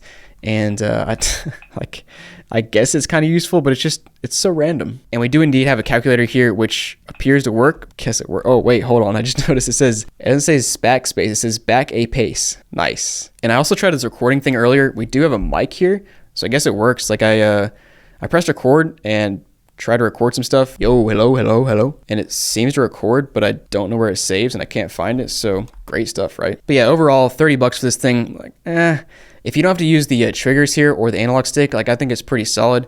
But any game you got to use these triggers and analog stick, it's just it's a no-go. Like this analog stick is absolute trash. The triggers are like they have one little tiny sweet spot for it to actually click. You can't press the edge at all. It just doesn't work. I think it's a novelty device, and you know, if you got $30, that's the last $30 to your name, and you want a device to play games on, like I guess it works. But let's go ahead and move on to the next console. This one actually, like, at first glance from the outside, like, I don't know why, but it gives me the feeling that it's a solid console. But yeah, this one is clearly another Switch Lite knockoff with your plus and minus buttons up here. That those actually work there. We've got our analog stick down here, and this analog stick is, not gonna lie, it's actually better than the last one. It's the same kind of deal, same 3DS cut up a slider thing. The buttons feel solid. You've got a select and start. The triggers on this thing are not good, but are honestly infinitely better than the other one. And here in the back, you've got, I guess, your battery slot. That's nice. You can actually take out your battery and replace it. Let's go ahead and turn it on. And you can just see how small this is. It fits basically in the palm of my hand. NX Hope, what is that? And hey, this screen looks a lot better than the last one. Now this is an interesting choice. It actually has USB-C on the top, which is very surprising. Usually these consoles have like micro USB or mini USB. Now what is Explorer? Yeah, Edge File Explorer, that makes sense. I just booted up the MP3 player here, and it has a couple random songs loaded. We got a Lady Gaga song on here, some sort of Chinese song. They just loaded some random songs in here. What in the world, dude? That's funny though. Same as the last one, where it's got like a random MP3 player built in. Like, who is taking this on the go with music? I guess somebody is. I don't know, man. Oh, well, there we go. If you press the right and left triggers, we can get to Game Boy, Game Boy Advance, Game Boy Color. Oh, you got everything here. Neo Geo, PlayStation. Got a bunch of built-in games here, I guess, kind of like the last one. And then we've got settings, skin, log viewer, and about. Let's go to skin. I wonder if I can change the colors here. Oh yeah, I can change it to cubes, planet. Oh, that's sick. Look at that planet. All right, let's go to, I'm gonna try a PlayStation. PlayStation actually run? So the game is actually running better than I thought it would. And by the way, the controls are pretty nice on this thing. It's just the only problem is that it's really small, but it looks pretty good graphical wise on this 1.2 inch screen or whatever it is. It does have some frame drops sometimes, but overall it's like, I'd say it's pretty solid so far. What is WizWrite? Oh gosh, we're on a command line. Oh, what? Dude, no way. It's legitimately like you can just, it's like a piece of paper and you can write stuff, but how do I do that? There's no touchscreen. There's no, like, I can't, oh wait, there we go. No way. So you press start, pulls up the keypad, and then you have to use like a 2001 keypad from your phone. And you can just type random stuff. I mean, like, that's hilarious, but why, dude? What? What is such a random thing to include on this console? And how do I get back? There's no home button here. I think I just have to turn it off and on again, I guess. So I guess that writing app just broke the console because it froze. I turned it off, turned it back on, and now it's not booting up. So I thought maybe taking the crappy SD card out of this thing would fix it, but now it does not even boot. What in the world? It's always something with these Chinese consoles. All right, well, apparently this thing is just dead. You can see the power lights coming on, like it's trying to boot up, but it won't do anything anymore. Now, let's go ahead and open these two things up. I want to see what the insides look like. Oh, and hold on. I just noticed we have a screen protector on this one as well. Nice. Now we got this open. It did have some clips, but nothing too crazy. You got a couple of triggers there, which are just some tactile switches. I got a couple speakers, obviously, which is better than this one. This one only had one speaker, so you got mono sound versus stereo sound there. But looking on the back here, it's pretty simple. I mean, you got your volume slider, your power switch, your analog stick, your SD card, your aux out. I was looking at this. I'm not sure what component that is. I'll have to maybe look at a picture online and see if I can figure out what that is. And now getting this part out, there's not even any more screws, which is a little bit odd. And the buttons go everywhere. Awesome. And I was able to flick off a little ribbon cable. So we got a ribbon cable going to the screen, which is hidden behind a nice little slot right there, which is kind of cool.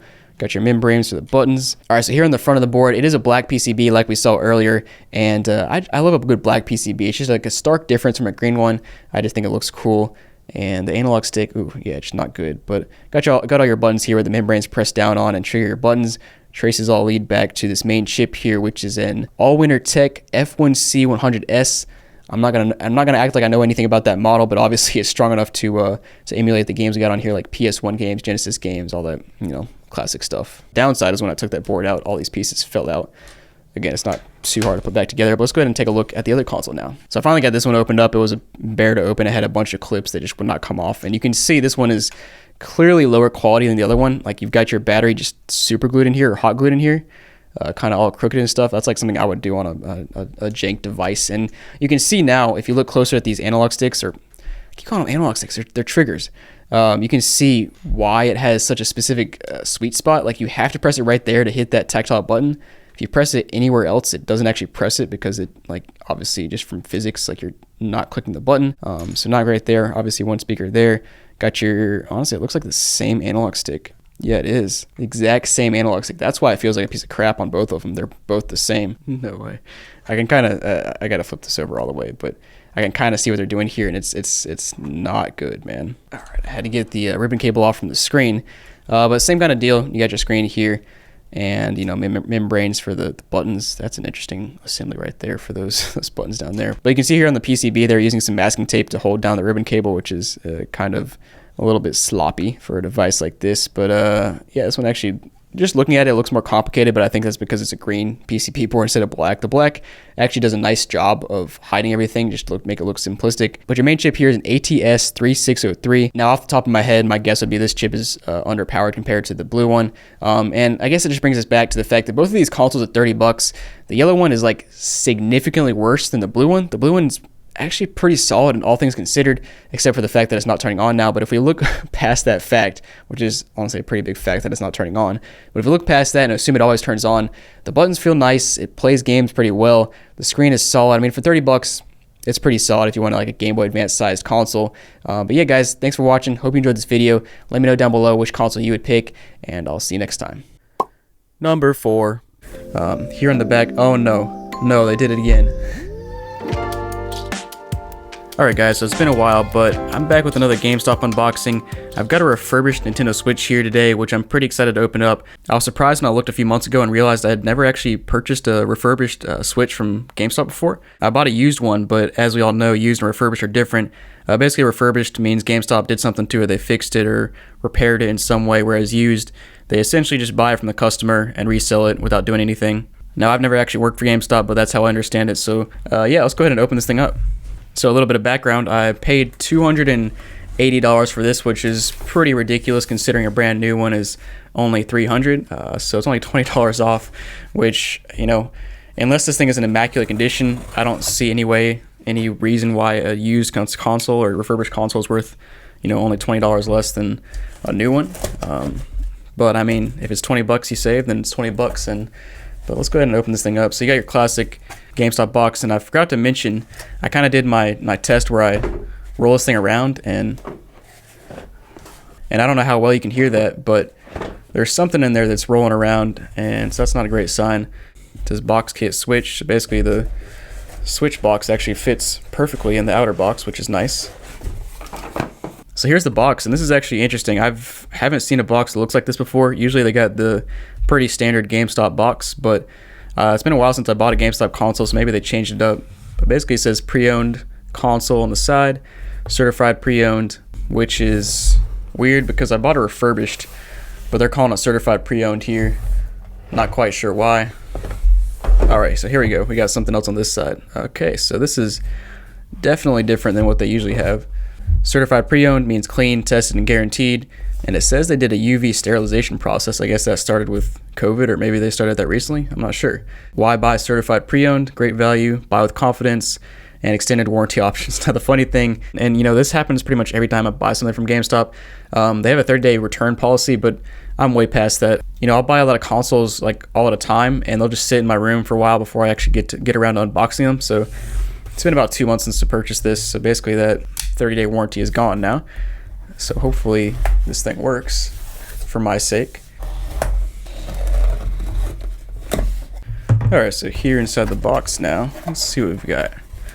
So we got some papers up top. As per usual, they include some papers on how to set it up, and well, that's funny.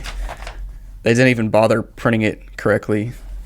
As you can see, it's cut off. It just says Nintendo Switch System Setup, and it's missing half the words, just chopped off. But they're probably printing that crap off and just throwing it in there. So I guess the thing that was making a noise was probably the power supply. We got your HDMI cable here, looks fine. Power supply looks fine. You got some Joy-Cons, and the Joy-Cons look a little bit dirty. Maybe that's just because of the dust from being in the box, honestly. They're actually not too bad. And I've always wondered, whenever I buy consoles from GameStop, they always have these little stickers on them with numbers and letters and stuff. If you've ever worked at GameStop or a warehouse or something and know what those mean, let me know, because I'm interested to know what those mean, because I have no idea. And we got our Joy-Con straps. Look good as well. We'll try those out in a little bit. And then, of course, over here on the side, we got our console. And this is the interesting part. So, oh, okay, so they put their own little screen protector on. It's not a screen protector, but it's presumably like a screen film to protect the screen in transit, which is actually really nice, because that's something that can get damaged in transit. Here on the back, oh no, they did it again. Oh, are you serious? It's scratched up. They did sandpaper. Really? To a Switch? Did you really have to do that? I hope you guys can see that in the light. I think you can see it there. I'll try it on my other camera as well, and maybe you can see that. But dude, seriously, they just had to do it. I don't get it.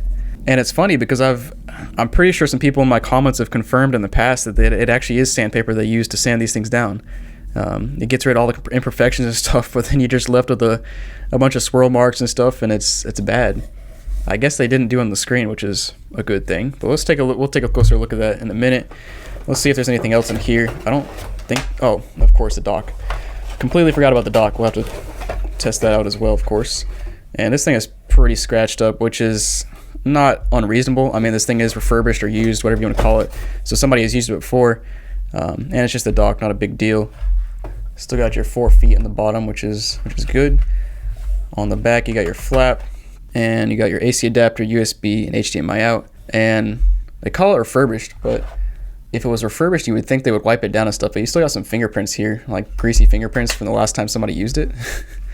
Not a big deal, but it's called refurbished for a reason. But who knows what they do when they refurbished it. And then something else in here maybe. Aha, yep, the controller grip. And this one, I'm trying to figure out if they sanded this thing down. I can't tell. I don't think so. I think it's just a little bit dusty from being in the cardboard box. That doesn't look too bad. Alright, so I want to take a look at this console now, because obviously it's the main aspect of the system. So let's go ahead and slide the Joy-Cons in, make sure they fit in. So left is good, right is good. Wobble a little bit, but it's like that with all the Switch consoles. And let's just take a look around it. So it actually it's a little bit warped. So I think this is supposed to be a Gen 2 or version 2 console. So we'll take a look at that and make sure this is actually a V2 and not a V1. But basically, these consoles have an issue with warping.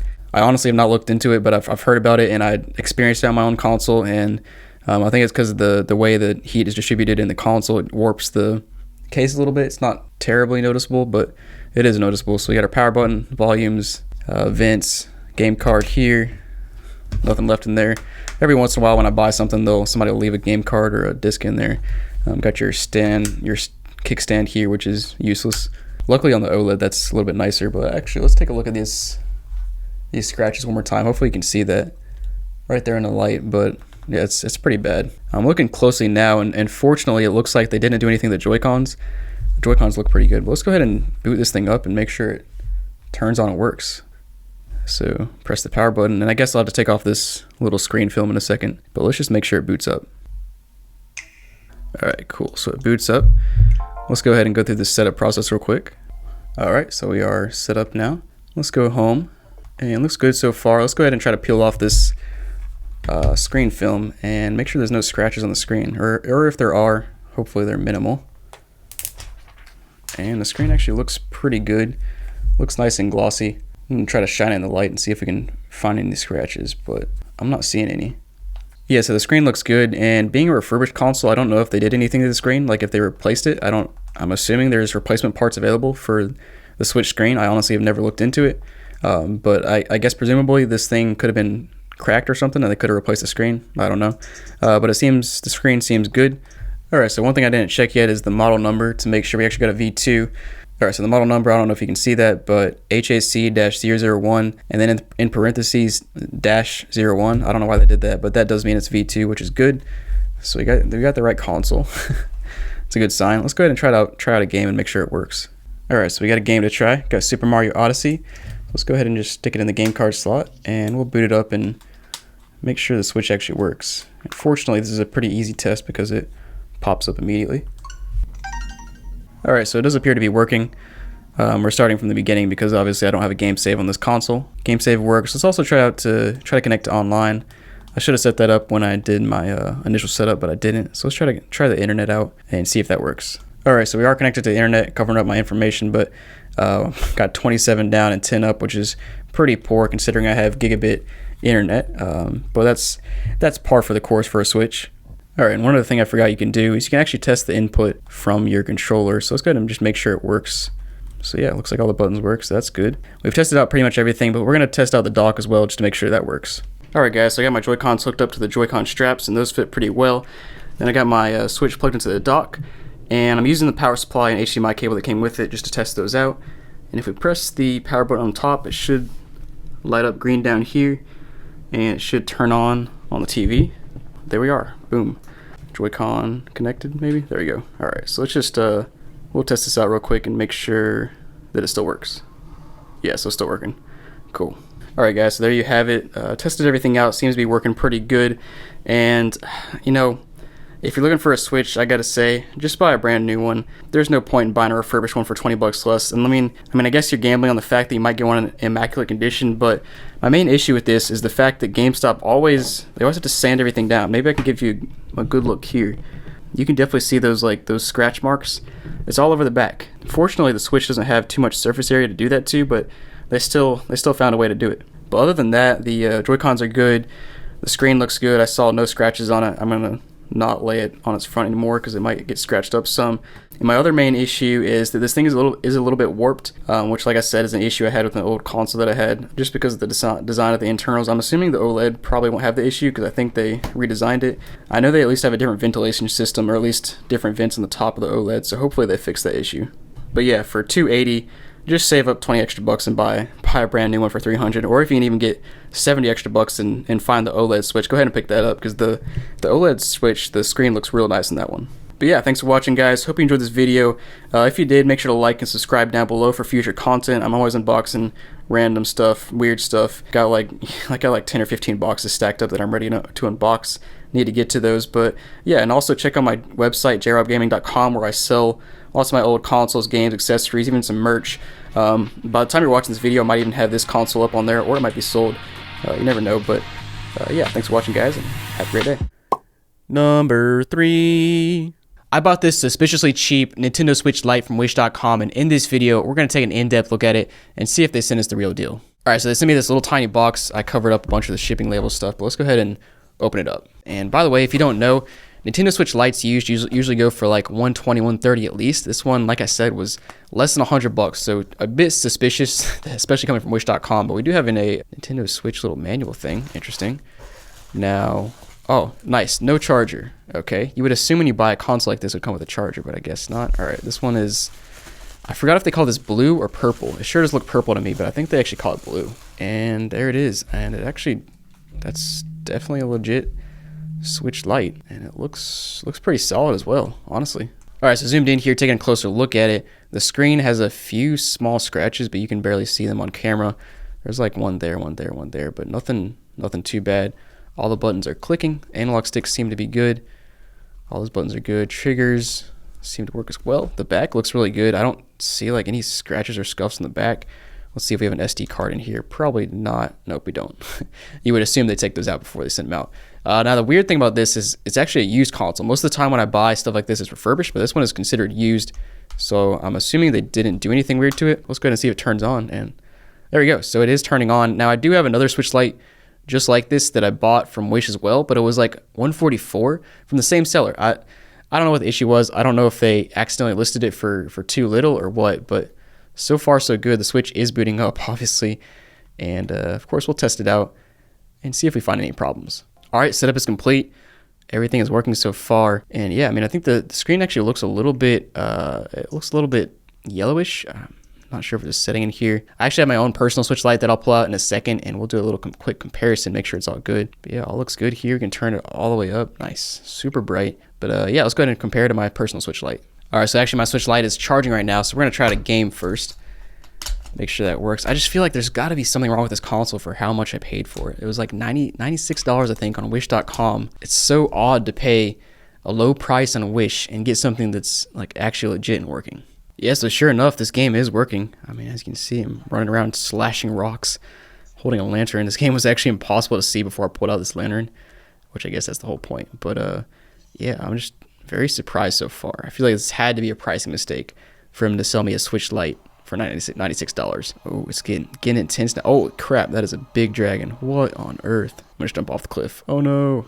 Did I actually live? No, I did not. All right, let's go back to the main menu. And yeah, just so surprising so far. Let me connect to the Nintendo Switch shop and just make sure I'm not like banned or something weird like that. So I was actually able to download and update the console, so nothing wrong there. Yeah, no problems with the Switch. I'm gonna pull out the second Switch I have and see what's up with that one. Ironically, I bet that one has issues, even though it cost, like $50 more than this one, but we'll see. All right, so here's the second box, and it looks exactly the same, obviously. Same exact packaging. This one, I guess I bought a Coral one, and oh, this one does have a charger. The plot thickens. So I'll have to verify the descriptions, but I'm pretty sure both of them said nothing about a charger, so it's odd that one of them had a charger and the other one didn't. Actually, the other thing I noticed on this box is it says grade C on the side. Hopefully you can see that. Yeah, grade C. So I would expect this console to not be in great condition, although they said nothing about grade C in the description as far as I can remember. Oh, okay, that's interesting.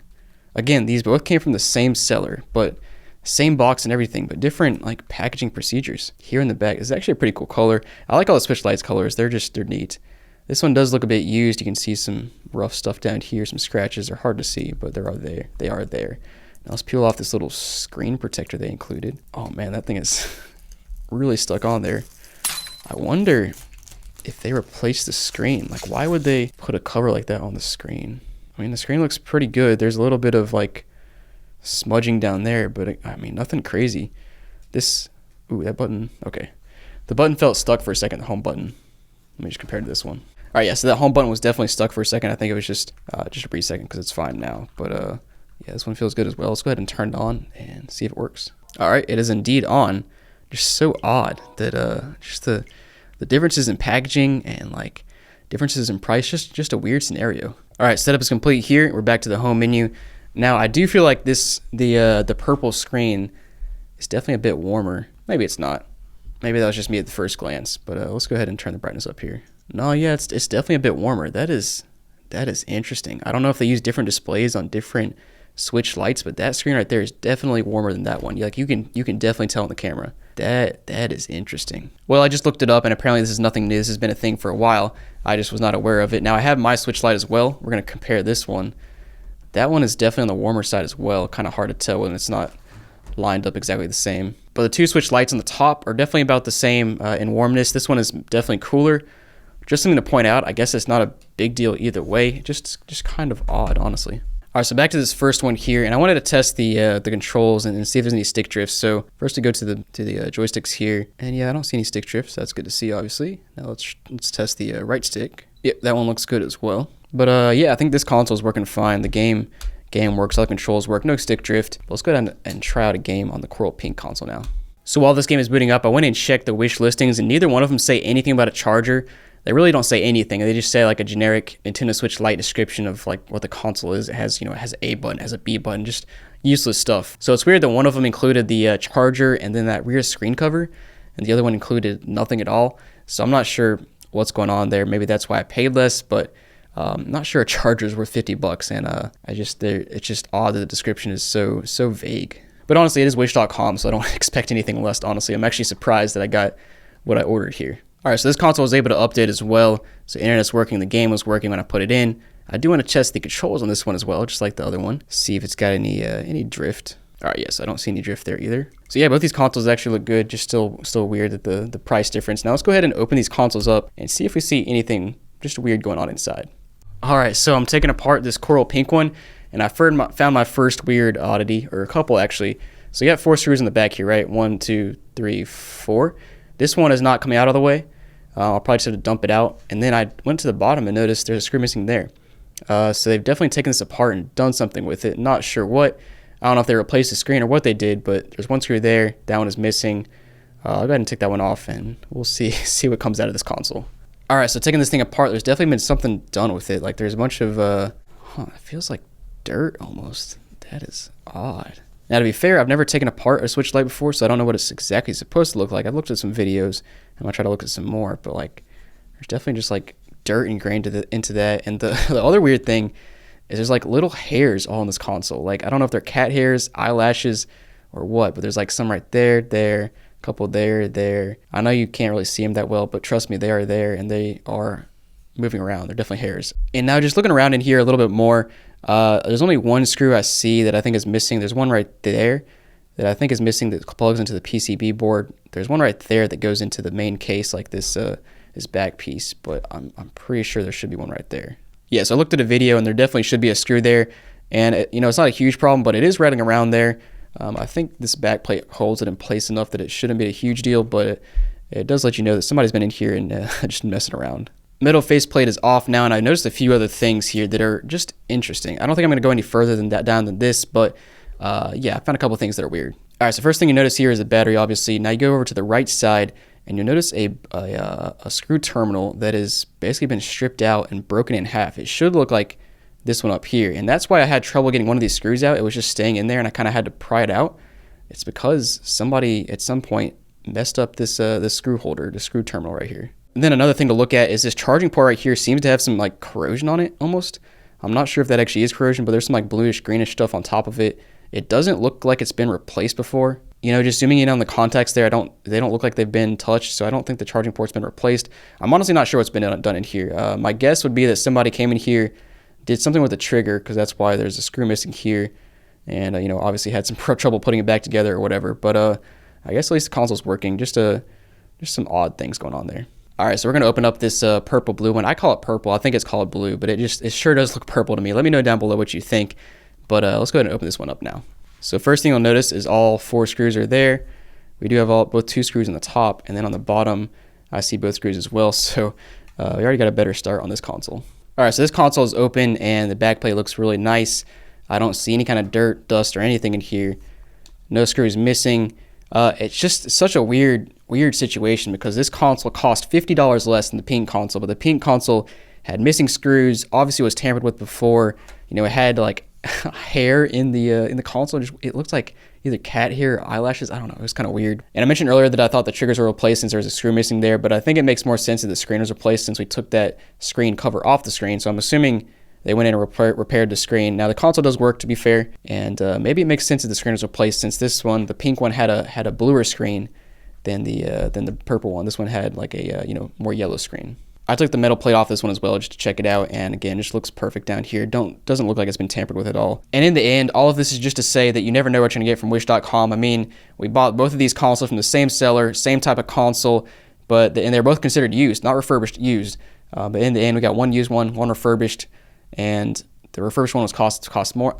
So many weird things here, but thanks for watching, guys. Hope you enjoyed the video. Let me know down below what you think, and I'll see you next time. Number 2. I bought a few of the $7 Nintendo Switch consoles from Temu, and in this video, we're going to open them all up and see if it's a scam. You've probably seen some of those ads circulating the internet recently that claim you can get a $7 Switch just for signing up for Temu's app. Now, we'll get into the whole situation and how it works later and how much it paid for everything, but let's just go ahead and start opening the consoles up. So inside of the first package is, of course, a box. Let's go ahead and open this up now. All right, so this looks like a Switch here, but it's a little, what language is that? Nintendo Switch. Let's go ahead and open this up and see if it's even a new console. We've got, of course, our white Joy-Cons, which are very slick. Those look cool. Got our tablet here. Now the packaging on the outside is why is it so dusty? Hold on. Look at that, guys. Why is the inside of the box that dusty? That isn't weird. I don't know why it would be dusty inside of a factory sealed box. So putting my tinfoil conspiracy hat on, what if they took this console out of the box, installed some spyware, let it get dusty, and then shipped it back off to me? And man, just a weird circumstance, and it gets even weirder the further we go in the video. But let's put that to the side. We'll go ahead and keep going here, see what else is in here. We've got a charger, HDMI cable, got our little Joy-Con holder. And I mean, like, that appears to be new. I don't see any scratching on the glossy part, which if this thing was used, you would definitely see some scratching on it because it scratches so easily. Now coming down here to the dock, let's take a look at that. And the dock looks good as well. It's got the, the factory new kind of smell to it. So next up, we should obviously probably test the console out, see if that works. And underneath here, the screen looks fine. I don't see any scratching there. Joy-Con 1, Joy-Con 2. Let's go ahead and turn this bad boy on. Hey, there it is. We're starting out with some good news. I booted all the way up to the home menu with no issues. Well, it was kind of weird connecting to Wi-Fi for a minute, like it just would not connect, which was odd, but it is working now. And it appears to be like a normal Switch. And I mean, just looking around this console, there's very little indication that this is a Japanese console. Like you wouldn't even really know unless you knew what you're looking for. Like looking at the back of the Japanese console here at the bottom versus my North American console here at the top, like the writing's a little bit different on here, and I'll show some pictures, but it's nothing noticeable except for this says Japan and that one doesn't. So a few other things I want to try out here to confirm this is a working console. First of all, I want to try the power adapter and try to charge it, and just by looking at it, it looks like it should work fine. It's 100 to 240 volts and 60 hertz, so should work fine in North America. Let me just plug it in and make sure though. All right, got the other end plugged in. Let's go ahead and plug in this side. Yep, it is indeed charging up. Cool, so that works. Now, of course, we need to try out a game. That's my main concern here, is that for some reason a game might not work. We'll test it out, of course. We got Mario Kart 8 here, and sure enough, there it is. Let's try to boot it up and make sure it works. So yeah, I mean, as you guys can see here, I'm playing Mario Kart 8, no problem at all. Now, something I haven't mentioned yet because I thought it was a one-time thing is that I keep getting this error message where it says I can't connect to the network device, which is very odd because my Wi-Fi is working fine, my phone's connecting fine, my MacBook is connecting with no problem. But the Switch keeps doing this every once in a while. And actually, yeah, this is what happens sometimes when I try to connect to the internet. It just immediately says cannot connect. So I think we are having an issue on this console, but let's go ahead and open up the next one and see if we have the same issue. This next one here should also be a Switch OLED and was also under the $7 listing. Let's go ahead and see what's inside. All right, nice. We got the Splatoon one here. And I actually have my own personal Splatoon console because I just think I think it's the coolest looking Switch console they've made so far. And again, we definitely have a North American version. We also have, what is this? Oh, that looks like an adapter. Okay, so looking at the front here, we definitely Hong Kong official price. So we got a Hong Kong console, which I've heard about. I've seen like rumblings about that on Temu, and maybe even the listing said it and I just didn't see it, but it says Hong Kong. So again, another Switch that's like a Switch, but just the non-North American version, which is just odd because clearly I'm here in North America. All right, so flip it open. And this one at least is not all dusty inside. I still don't know why that last one was so dusty inside of the console. But man, this thing, it looks so sick. I love these, the green and yellow and purple here on the Joy-Cons. We've also got our HDMI cable, of course. And this console so far looks brand new. And we've got our charger. And of course, yeah, that's our difference here is we have a completely different charging brick because this is for Hong Kong, not for North America. All right, so here's the dock, and oh baby, yeah, that thing it looks so sick. Like it's just such a cool design here. And the next thing I want to do is compare my personal Splatoon Switch to this one because I have the exact same console. So let's go ahead and do that. So here they are side by side, and the graphics on the front look very similar except for the fact that this one says Special Edition, the Hong Kong one says Splatoon 3, and then I also noticed here in the logo, the top left-hand corner, it's a little bit brighter on the North American one, and a little bit darker on the Hong Kong version. Don't know why, a little bit odd, and then of course OLED down here and Nintendo Switch OLED on this side. So let's go ahead and take out the console now, see what it looks like on the inside, make sure it looks good. Got a little bit of debris inside of there, but no scratches, so it appears to be brand new. And of course, you got that those nice decals in the back, which just look amazing. And then flipping to the back, the interesting thing is that the Hong Kong and Japanese OLEDs both have the exact same writing on the back, whereas the North American one did not,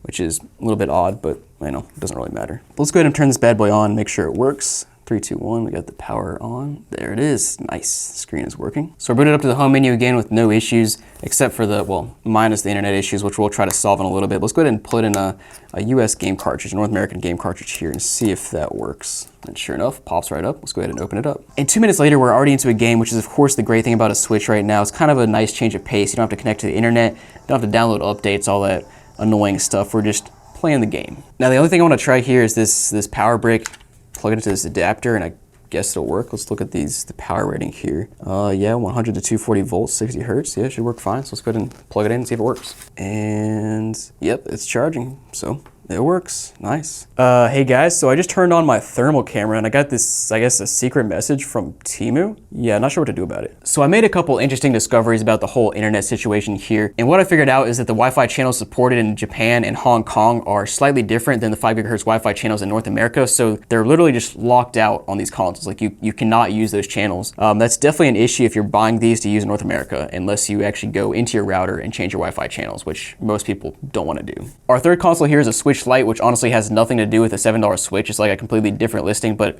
I wanted to buy one just cause. And at first glance, opening this console up, I thought it was a North American Switch because it's just, I mean, it says Nintendo Switch Lite on here, no different language. But coming on here to the bottom, you can see it as a Japan Switch Lite. We do have an adapter here, which is odd because it's supposed to be Japan, so I don't need an adapter. Let's go ahead and open it up and see what it looks like inside.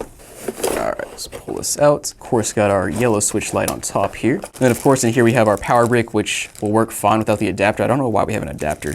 And that's about it. All right, I've taken this switch out. Let's go ahead and see if it turns on. All right, so here we are booting up, and man, it is a shocking difference going from an OLED Switch to just a normal screen. It's just like the OLED is so much better. And again, here we are with the next console, only being able to see the 2.4 gigahertz Wi-Fi. We cannot see the 5 gigahertz Wi-Fi, which, like, if you know the limitations there, it's not a big deal. You can get around them, but the fact is that Temu is marketing these towards like US buyers, so it's yes, that's an issue. All right, guys, so this Switch Lite is working with no issues, connected to the internet. Of course, I'm playing Mario Kart 8 right now. And let's go ahead and move on to our final Switch, which is another Switch OLED. So I wanted to hop in here and explain how you can get the $7 Switch, and my short answer is you can't. It's basically impossible, but technically there's 2 different ways. First of all, you log in at 10 o'clock every day, and if you're one of the first 10 people to buy it, you get a $7 Switch. The second way is you play their rewards game, spin a bunch of wheels in the app, and refer a ton of people, and then you can get, you know, some money off and get a cheap Switch. But in my experience, both of those are basically impossible. I tried both those methods, they did not work. And so now you're probably wondering, how do you have the $7 Switch though? And the answer is, I bought the $7 Switch, I just had to pay more than $7. I paid like between $320 and $340 for each one. I'll throw the screenshots on the screen of what I paid. But yeah, in my experience, this part of it is pretty close to a scam. I wouldn't say a scam yet because there are people online that claim to have gotten it for $7, but you know, I can't verify. All right, final console here, and oh baby, we got the Zelda Switch. Finally, last but not least. All right, yeah, so definitely is Japanese. You can see here on the bottom it says JPN for Japanese. So I'm not sure, again, why they included this adapter that's only for the Hong Kong consoles. They put this tape all over the box, so you gotta be very careful taking it off so you don't mess up the box. And I mean, the box is a bit beat up. They only put it in like 1 layer of bubble wrap in a package. There was no box, so I don't know if this came from China. I would assume so, but I honestly am not sure. And oh yeah, there it is. We got our Joy-Cons here. Got our Switch here, and of course it's not dusty, which is good to see. Still can't believe that first one was dusty. But let's go ahead and pull the Joy-Cons out here. These things are nice. I have not seen one of these consoles in person yet. Just a normal Japanese power cable that works in the US as well. Yeah, looks like it's brand new. I don't see any scratching there. Oh yeah, that thing is nice. Like I said, I have not seen this in person yet, but that is a very nice design. I love how Nintendo is still putting out cool special edition consoles. Unlike, hint, hint, Sony and Xbox, we need some cool limited edition Series X's and PS5s. Ain't that hard, let's just do it, man. But this thing is nice. But now, of course, for the true test of does this console work? Go ahead and snap these Joy-Cons in, turn the hit the on button, and there it is. Let's go. And man, like I said earlier, just a night and day difference between the OLED screen and the regular screen. And again, here we are on the internet page, and nope, no 5G. So it works, but that is a bit disappointing. And like I said, they're marketing it towards the US, so not a huge fan of that. For the third time today, I'm schooling these CPUs in Mario Kart 8 on a Switch OLED, and yeah, this console's working no problem. And it's just an overall very odd situation. Like, why does Temu have all these OLED Switches, and why are they all Hong Kong and Japanese? I mean, my guess is they're getting them really cheap somewhere and selling them there. I don't know, just a weird overall. So thanks for watching, guys. Hope you enjoyed the video. Let me know down below if you think the $7 Switch from Temu is a scam, and I'll see you next time. Number 1. I bought a few suspiciously cheap Nintendo Switch consoles, you know, anything from a $24 Switch from China to a Zelda Switch that was sold for $100 off. And in this video, we're gonna test them out and see if we got scammed. Now here's the thing, I recently bought a cheap brand new Xbox from China, but it was actually opened and then resealed, so hopefully we don't get screwed like that today. But guys, let's start with this $24 Switch.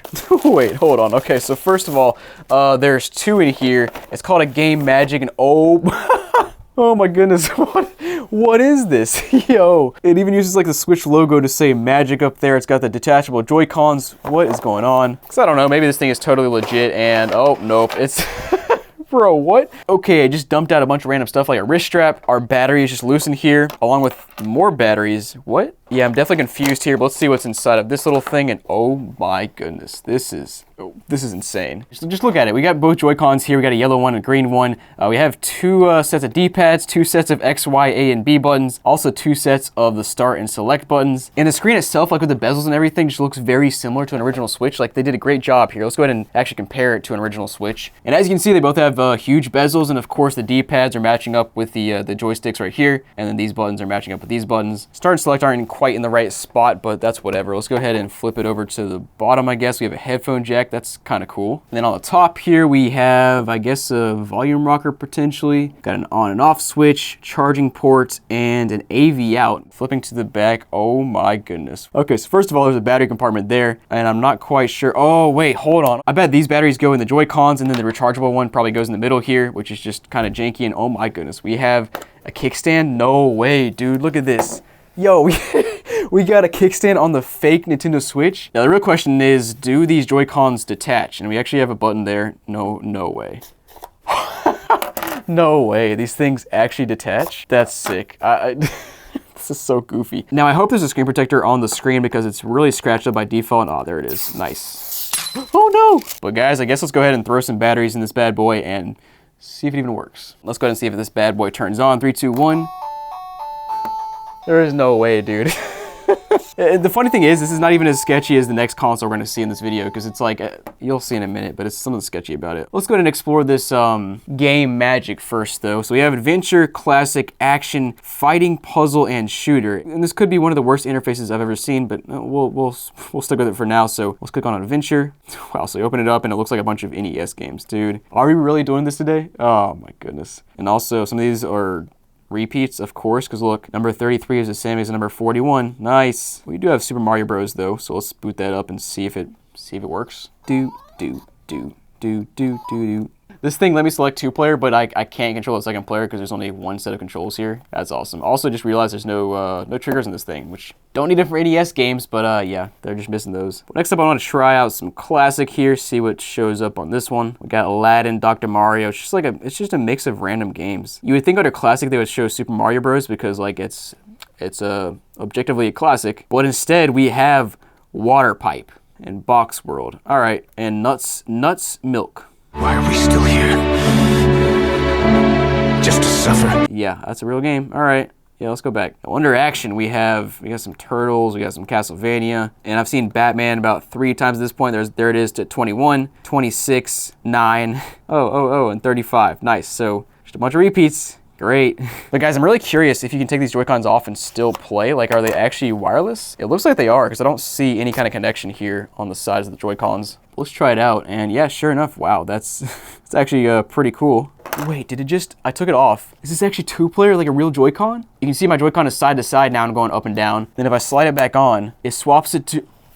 Yo, I can't believe they actually built that functionality in. That's actually sick. Does that mean this thing is actually 2-player? Let me go back. We're gonna try out Super Mario Bros. Again, and we're gonna try out 2-player. All right, so player number 1, dies. Now let's see if player number 2 works on this remote here. No way. Yo, on this little cheap piece of junk, they actually got the Joy-Con functionality to work. That my mind is blown right now. That just took it to a whole nother level, that this thing actually like works and functions like real Joy-Cons. And listen to the snap here.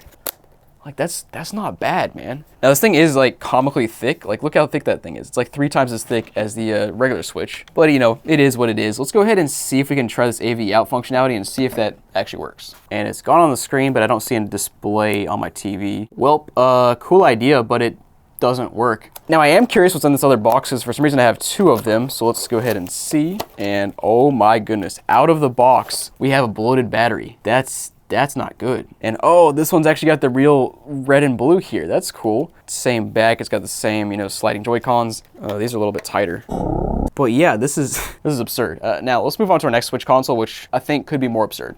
Let's see. So here in this package is a Zelda Switch I bought for $160 off of eBay, which is really cheap. Like I'll throw some examples on the screen, but usually a Zelda Switch from eBay, it's an OLED and it goes for like $260 plus. So something sketchy is going on here, and I couldn't quite tell from the photos, and also the box is really small. So yeah, let's see what's inside. And that's a bad start. They used the free packaging inside of this outer wrapping, which is a big no-no from the postal office.